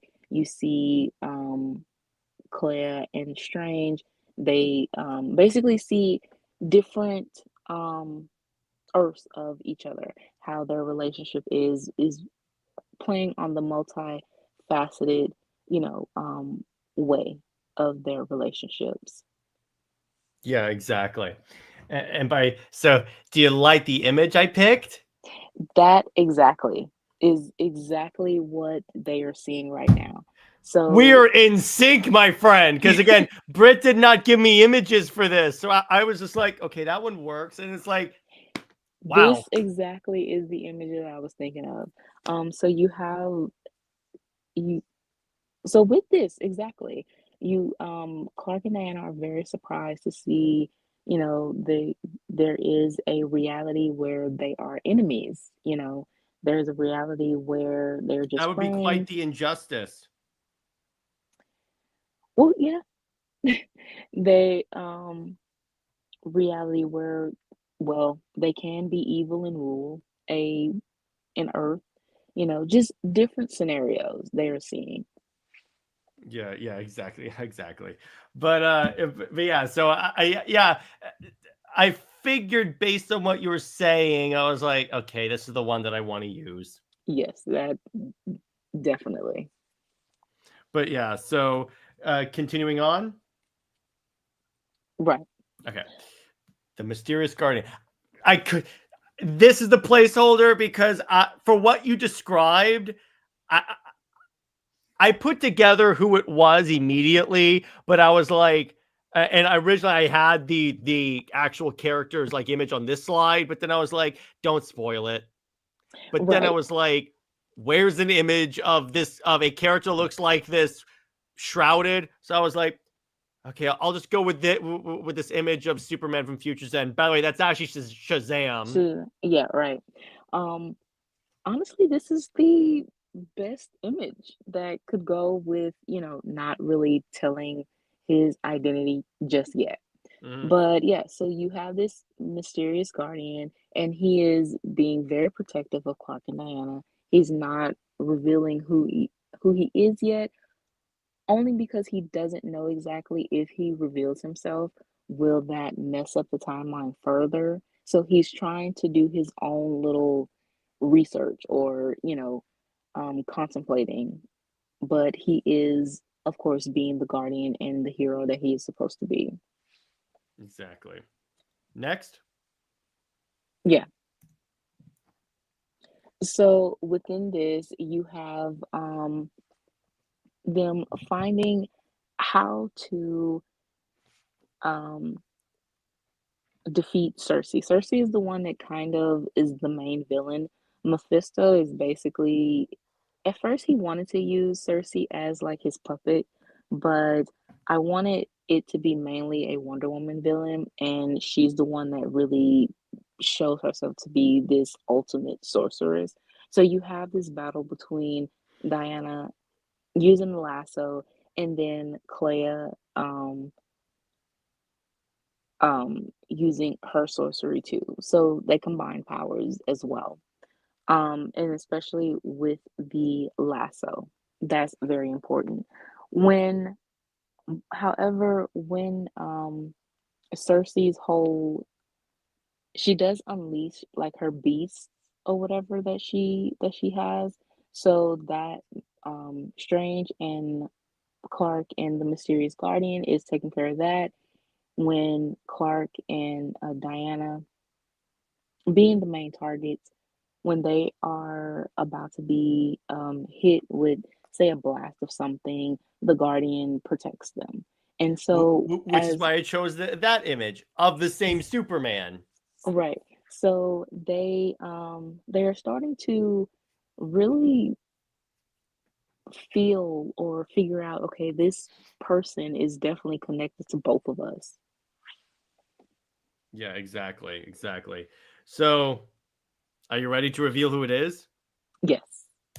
It's Hyperman. Right. So, of course, because he is the guardian of hypertime, um, he protects the timelines. He can go back and forth, time travel. He has psychic powers. He's just a whole anomaly of power. And that honestly is the greatest creation for DC and also Clark and Diana's, you know, if you are to give them a child, because he isn't a super character, he isn't a wonder character, he is a combination of both. And to create something new instead of being a copy like John or Lizzie, he has his own set of powers, he has his own um purpose. Like right now, John is Superman or Superboy of Smallville. Like he's doing the exact same thing Clark has already done. Mm-hmm. Lizzie, she really doesn't do anything. She's just very much propped up to be something better or the same as Diana, but she isn't really anything, you know. But Yeah. with Jonathan the second, he like I said, he has a purpose, and his purpose is to protect Clark and Diana, most of all, being his parents, because if they don't exist, he doesn't exist. But also, he has a wider purpose of being the protector of timelines, Earths, of realities, you know. Um, if he has to, as I said, he time travels, something goes wrong, he can change it. He does have the ability not to change it in a selfish manner, but to change it in a way that, okay, no, this tragedy shouldn't happen and it doesn't have to happen. Yeah, exactly. So then you get to the epilogue. So here you have that Clark and Diana, they are very shocked to know that they have a son out there somewhere. Maybe he will exist on their prime Earth, but to know that, you know, that they do have a son or offsprings um, within this multiverse, it gives them that sense of, okay, maybe we can make a relationship work. I would say this Clark and Diana aren't together yet. They need clarity of their relationship, and also Strange and Clea too, because they have to understand, what their roles are as well. And that was basically the other main part of the story is trying to understand how to work as a as partners, and with the roles that they have, how can they combine it all together to defeat Cersei, Mephisto, or whatever they need to do. Or You know, Dormammu. I love saying that name. yeah, or him too. Um, yeah. So Clark and Diana end up having like still in awe. They are watching their son, very proud, and again, they have this clarity that whatever happens, happens. But we know out there we will be, whether we are enemies, whether we are lovers, just friends, whatever age we are, however we meet, whatever the setting is, we still have that connection. Love it. So great story. Love it as usual, Britt. Thank Pretty great. And for someone that didn't know that much about these characters, you nailed it. Well, as I said, I do have a week to cram a little studying in. Yes, you're the epitome of being a student, Britt. Well, yeah. We've all been there though. So let's get to some reviews. So tell me about what you thought of Green Lantern #5 by Jeremy Okay, Adams. so here, of course, the stakes are getting a little bit higher. Sinestro is he's I didn't know that he was, well, I did know from the movie and things like that. He's a very complex villain. Yeah, he is. Yeah. He used to not be that, but during the Jeff Johns run, they really like what's the word? They really like complexized him, if you will. So he is, and I did like when they were saying, is he going with fear or if he's going with rage? He definitely went with the rage of emotions, and so that creates the big, I would say, the cliffhanger of everything. You don't know what he's going to do next. But Now, how? there's a reason why he was able to do the rage thing just like that, and they just explained it in the recent issues. Oh, really? Okay. Do you want me to spoil it for you or wait? Wait. Okay. It's a fantastic, like, it's a like way to do it where Robert and I turn to each other and we're like, that's genius. Oh, nice. Well, I can't wait to get to it. Sweet. So, and how he is pushed to his limits, with the ring and basically trying to be the hero, that he's supposed to be. And again, the art.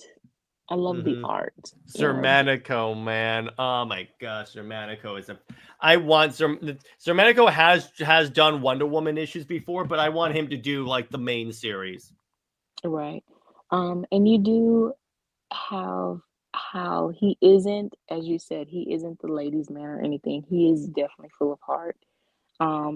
And you also still have the backup series for the Senator Sons, which is kind of pointless. It's kind of funny when these issues were coming out, I skipped those. I never read them. Yeah, it's kind of like, why is this here? It's because Tomasi's pissy that he lost Super Sons. Maybe Super Sons was a stupid idea. The only thing that Super Sons is for Tumblr and the Twitter people who want John and Damien to be shipped together. Yeah, I know. But so you know what's my favorite page of this panel is the bottom left one when Hal is giving like an inspirational speech and he goes, "You know why humans can never be taken over, why we can't be broken?" And there's Carol just watching him. Yeah. And I go, okay, that is you're tugging on my heartstrings here. Oh my god, it's Right. yeah, it's really really good. And the other thing that I really love is the coloring on this, because obviously Green Lanterns, you need to have a really good colorist to make everything look good. Exactly. It looks like it's glowing. I love when colorists can make the book look like it's actually glowing. Right, right. Yeah, and by the way, Dave says Sinister Sons should have been the kids of Sinestro and Black Adam because they're actually friends. Yeah, but it's like Sinestro and Zod. I don't think they've ever interacted. I don't know what that is. That they haven't. They never have interacted. Yeah, I even Robert's like, what? What is this? Yeah, exactly. I'm like, that's when I found out they were doing an evil Super Sons thing. I'm like, okay, this is kind of interesting. Maybe I'll check that out. Maybe I'll enjoy this more than Super Sons. I check it out and I'm gonna go, them? Right. But anyway, so you have that. So yeah, how do you rate this issue out of 10? I would definitely give it a 8.5. That's good. Maybe I like even that. a 9. Yeah, I would definitely. Yeah, Jeremy Adams. I have yet to find a character that he can't write well. In fact, at some point, I may have you read Aquaman, but because again, Adams is one of those writers that knows these characters really well. Well, he knows Green Lantern really well because he was on the writing staff of the Green Lantern animated series, by the way, and so that helps. But the other thing that like Adams does very well is he knows what each fan of the characters want to see. So it's, in other words, with the Green Lanterns, they want construct battles that look epic, and you want to see like all this cool Hal Jordan stuff. And they want Carol and Hal back together. He's like, behold. That's why I'm like, he would be fantastic with Wonder Woman, because he's the type of writer that would find out what do Wonder Woman fans want to see. Or like he's one of those writers that shapes the story to the character instead of the other way around like Tom King does. Right. I mean, because I've long said, and I said this on the movie night show today with Robert, the way you know if you have a good story that works for your character is if I were to take Green Lantern out of this story and replace them with, like, let's say, Flash, is the story still the same? No, it's not. So that's how you know you have shaped the narrative around the character, when the only way the story could happen is when this particular character shows up. Which Exactly. And that's what the story always should be. It should be very it should be of that character, not, as you said, you can swap out, characters. No. Because here's the thing, you could take any character and swap them into Tom King's Wonder Woman run and it still is relatively the same. Quite honestly, that can be a Xena story or a Red Sonja story, or don't insult my lady Sonya. I'm just saying the warrior type stereotype. Yeah, exactly. But so then we get to, speaking of genocidal, okay, Bomb Queen. This was the hardest one for me to get pictures for, because half of the pictures, her boobs or her ass were out.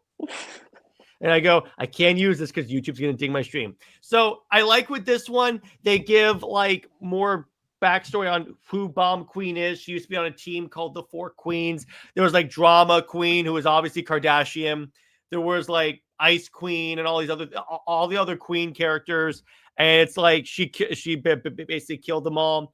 And and they also have a funny reality show where the shows that like the news person is following the cops as they go to arrest her. And that's very similar to Marvel, because Britt, did you ever hear how the Civil War actually started? No. So there was this like law that was proposed called the Superhuman Registration Act, which would require the superheroes to register with the government and receive training. So what happened was, originally it was like, it didn't look like it was going to pass or anything like that.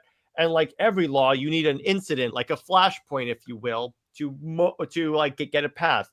What happened was, there was the superhero reality show called The New Warriors. Not the Snowflake and Space New Warriors, the ones that were good. I want to be clear on that. Not the internet gas ones. But So they were attacking a super villain safe house, and one of the super villains named Nitro, his power is that he causes explosions. They cornered him, and then he just exploded and took out a school and like an entire town. Oh my god. Yeah, so it's yeah, it's so it's like, but it's like it was like a reality show that followed superheroes throughout their daily lives, and then the Civil War happened because they're like young, inexperienced heroes just went in without backup. So it's like that was the motivation. But anyway, that's what this kind of reminded me of, and this one was a little less nuts than the last one was, so I was very appreciative of that. Yeah, this one kind of slowed down a little bit. It was more talky and giving you the backstory. Yeah, exactly. Okay, so but it's gonna ramp up later.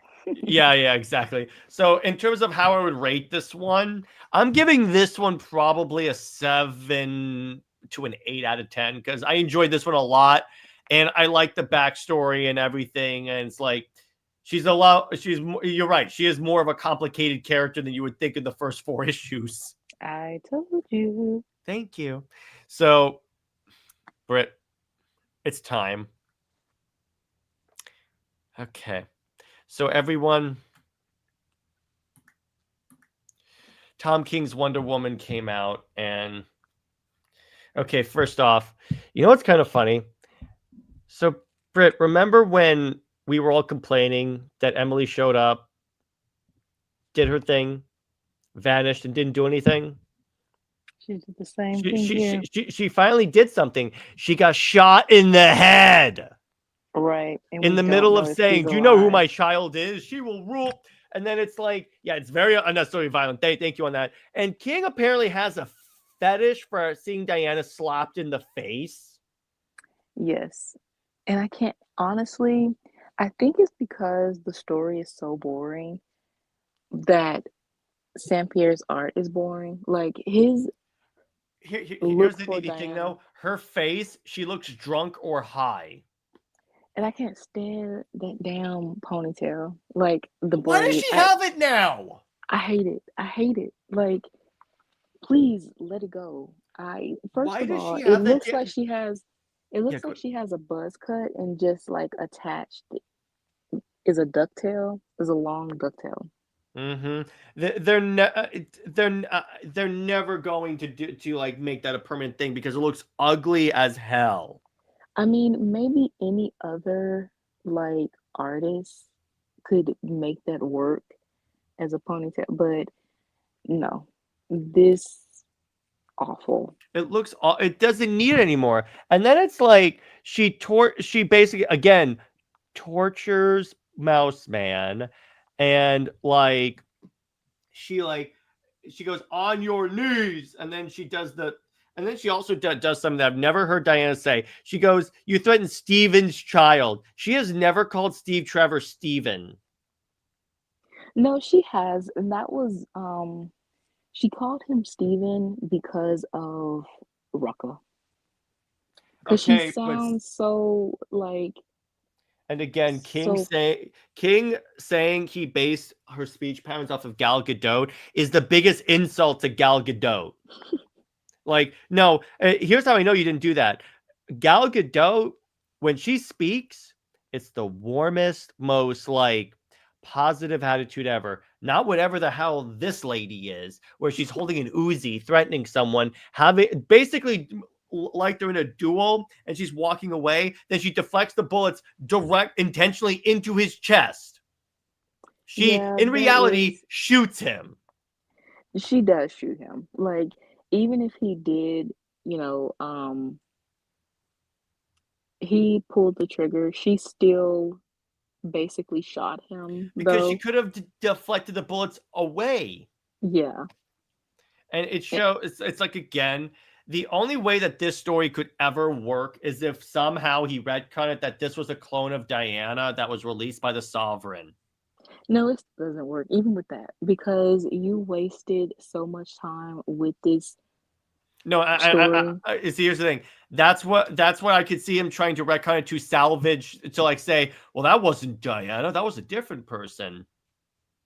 Yeah, because it just doesn't work, and especially You also talk about Diana's grief, and it is um some non-hardcore Wonder Woman fans or non-Wonder Woman fans, and mostly being King fans that say, "Oh, what was wrong with this? She's, defeating or killing, if she killed him, Mouse Man out of, the revenge and that he took her baby or whatever like that." Well, first of all, that's Steven's baby, so that's whatever. Or Demon Spawn, the Cabbage Patch Kid, Chucky baby, whatever. So she tortured Sovereign, had him mutilate him, Self-harm. self harm. And then you have her shoot Mouse Man. And then it was like, well, this is the same as if she was New 52 Wonder Woman. Stop right there. Pause. First of all, the only person that said New 52 Wonder Woman dealt with her villains and meaning she killed them was Jeff Johns. And honestly, that was a contradiction because you never saw um, New 52 Diana kill villains. She didn't even kill the when she was on the island in Soul's Run, the big T-Rex monster thing, whatever that was on the island. She didn't even kill that. She didn't kill. So that was just a conflict thing, and even Jeff Johns didn't even reference that anymore. So no, King's Wonder Woman is definitely worse than anything they could say about New 52. And honestly, this isn't Wonder Woman. This isn't Diana.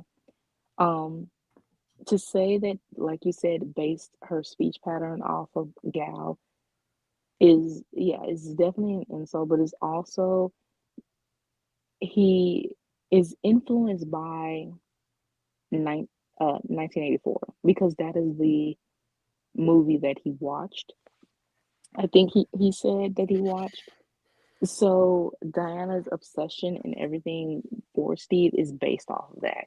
And it's just like, no, this is not good. Yeah, exactly. And by Dave summarized my point is that Tom King has me, a huge Green Lantern fan, dreading watching Lanterns. Yeah, particularly when they say that's not really based off any comics. It's based on like Tom King's version of Green Lanterns.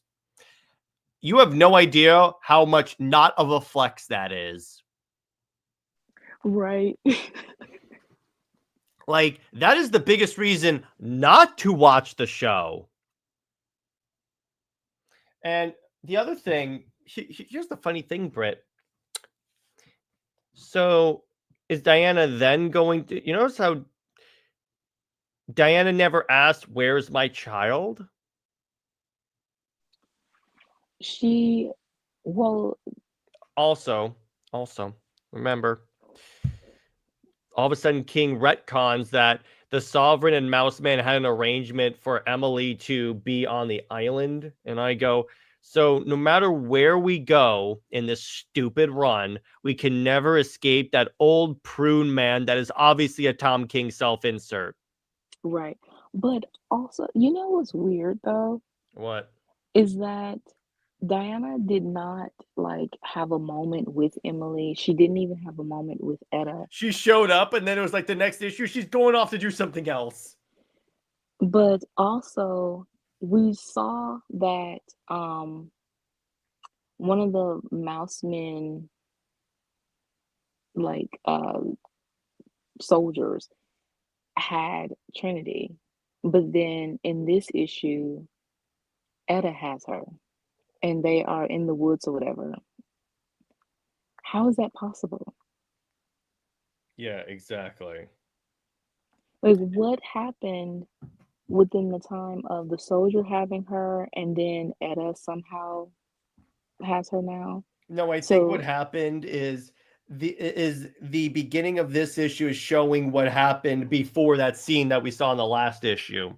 no, but how is that when it starts of her fighting Mouseman, talking about how he is going to torture The baby. Um, Right. I got nothing. Exactly. Well, The structure is also just Tom King has so nothing. His story is so confusing, and again, it's like I get the part where I was like, where I checked out immediately was the minute Emily is shot in the head, because I'm like, oh, that's a record. He's made me check out of an issue in the first few pages.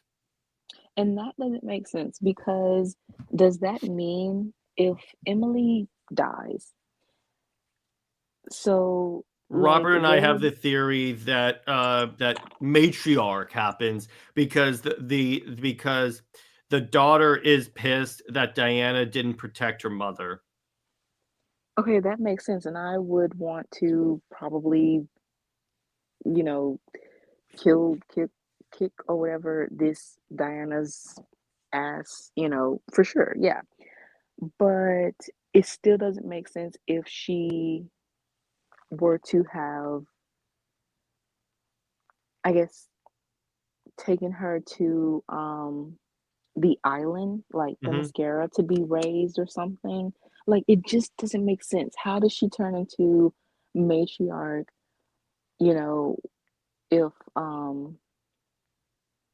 did the sovereign like end up having her somehow?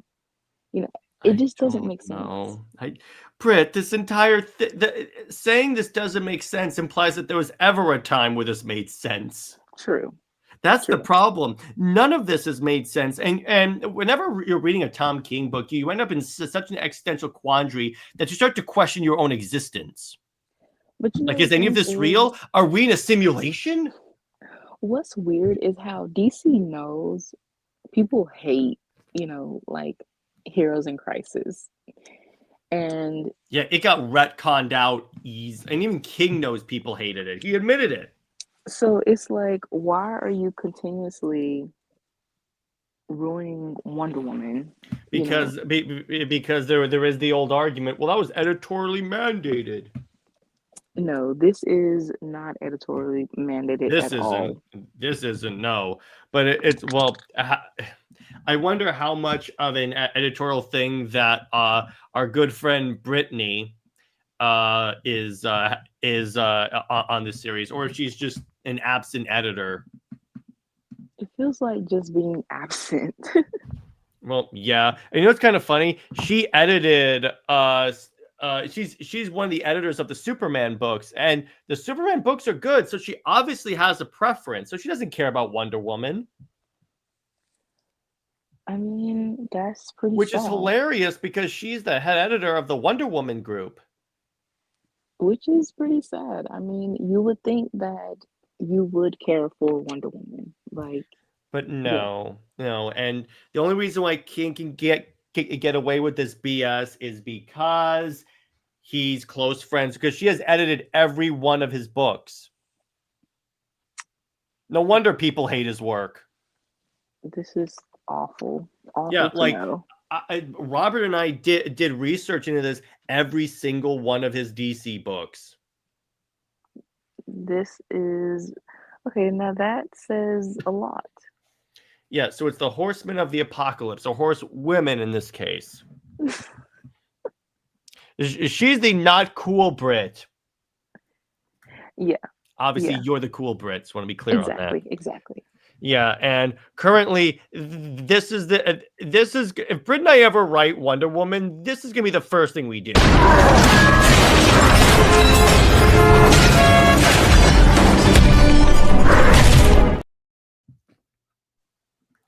And DC Life says, does anyone know if King's leaving the series at all? Do you think DC Chaos is just going to erase everything he's done? Okay, so from what Britt and I heard from people that talked to him, he's going to leave soon because he is burnt out, because he has the DCU work, which ironically, Dave, giving him more work is going to, in the DCU, is going to lead to him leaving the Wonder Woman book, which I'm like, yes, give him more work. I'll take that.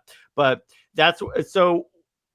what I say, this was issue like 27, right? Or 28? It was 27. 27. Yeah. So the way I kind of think is I'm going to predict that he's leaving somewhere between 30 and 35, and maybe 35 to 40. But I think it's gonna happen very soon. And next year he's leaving. I'm convinced that next year is gonna be his last year on Wonder Woman. If he makes it through the year, he probably won't. And then the question is DCKO just going to erase everything? We'll see. But by the way, so Britt, I tell you, I don't know if I told you this. I may have told you this last week, but Robert talked to Mark Waid about the new history of the DC universe, and he asked how like long did you expect this thing to last before it starts getting contradicted and stuff, or like before it gets wiped out? And then Mark Waid jokingly says, "What day is it today?" And then he later adds, they're already contradicting it in the JSA Year One story.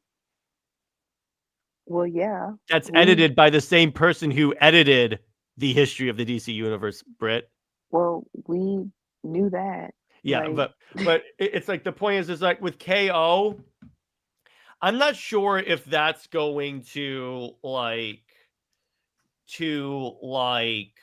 wipe out. I'm not sure. I'm still not sure if that's going to be the reboot story, and I think Britt, you agree with me on this.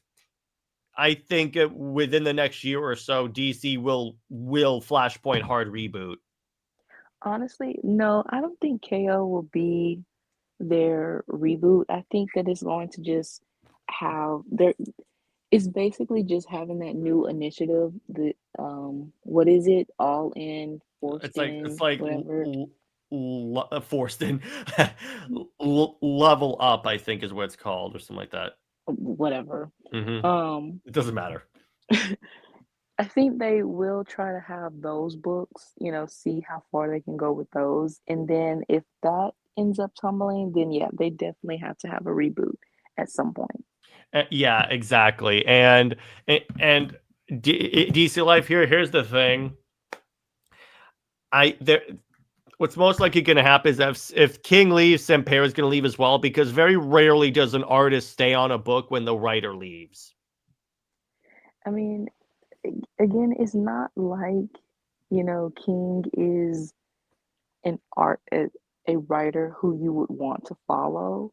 So it's best if Saint-Pierre basically goes to some other book, another writer, or he stays and show, that he can draw Diana in a way that's much more favorable. Mm-hmm.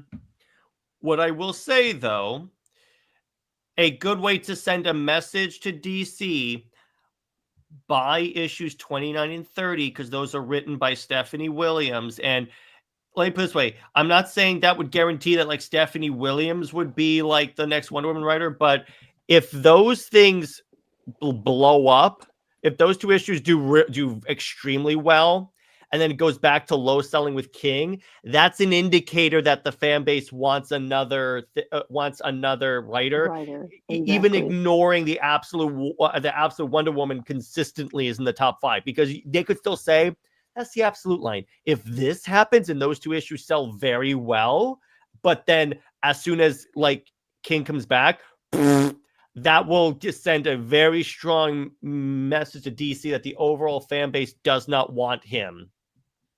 Right. Arguably, the overall DC fandom in general does not want him. But remember, Tom King is one of James Gunn's favorite writers. I never thought I'd be rooting for the Saudi Arabians to buy American media, but here we are. Yeah, I know.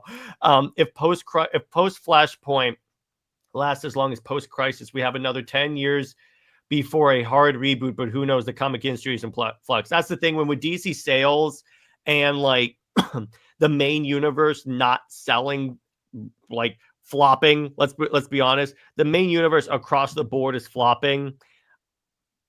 That's why I think we are within range of a reboot.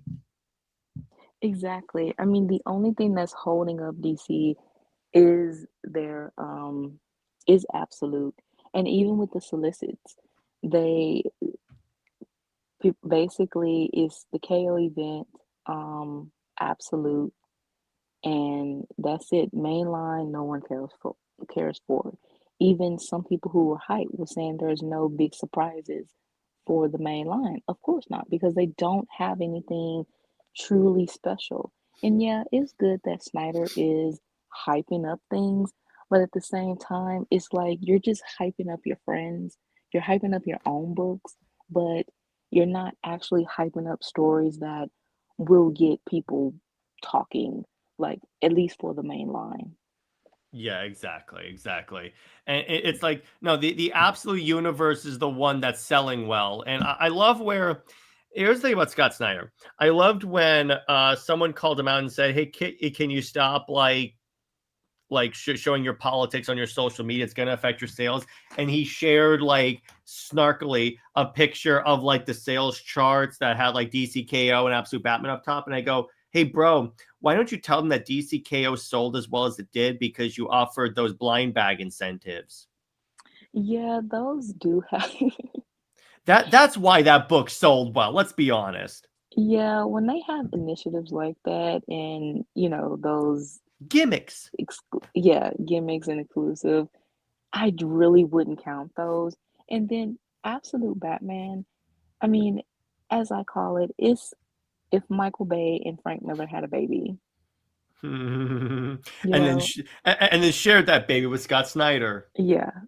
I mean, Scott Snyder is definitely their son for sure, so Exactly. it's and it's Batman, and it's mixing horror with the over the topness of what they think Batman should be, extreme, dark, brutal, and everything like that. So I really don't count that, you know?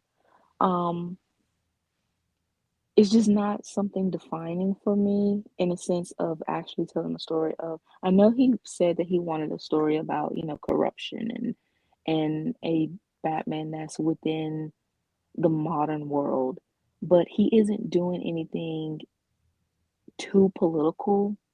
Besides beating up white supremacists. I mean, that's been a thing. So again, you're not really doing anything too profound. Well, here's the Um, yeah. To it's your point, it's profound, like but well, here's the thing. Every writer in modern day has done that since 2016.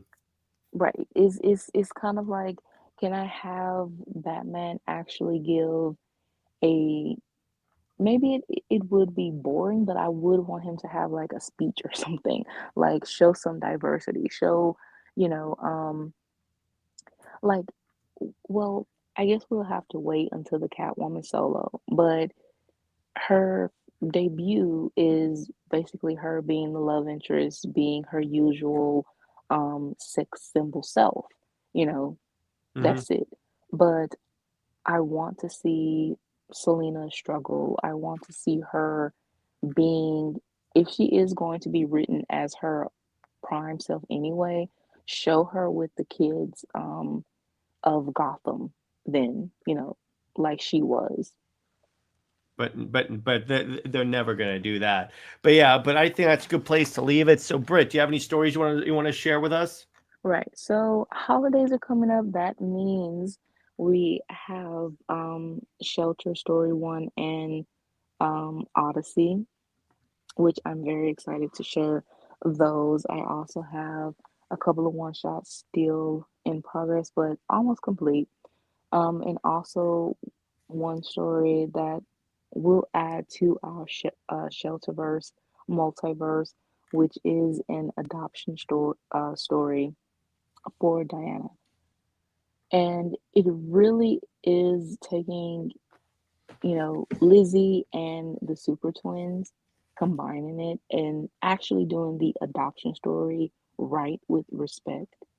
And, how um, Clark and Diana would navigate with that. But the kid doesn't have powers. This is a normal kid being adopted.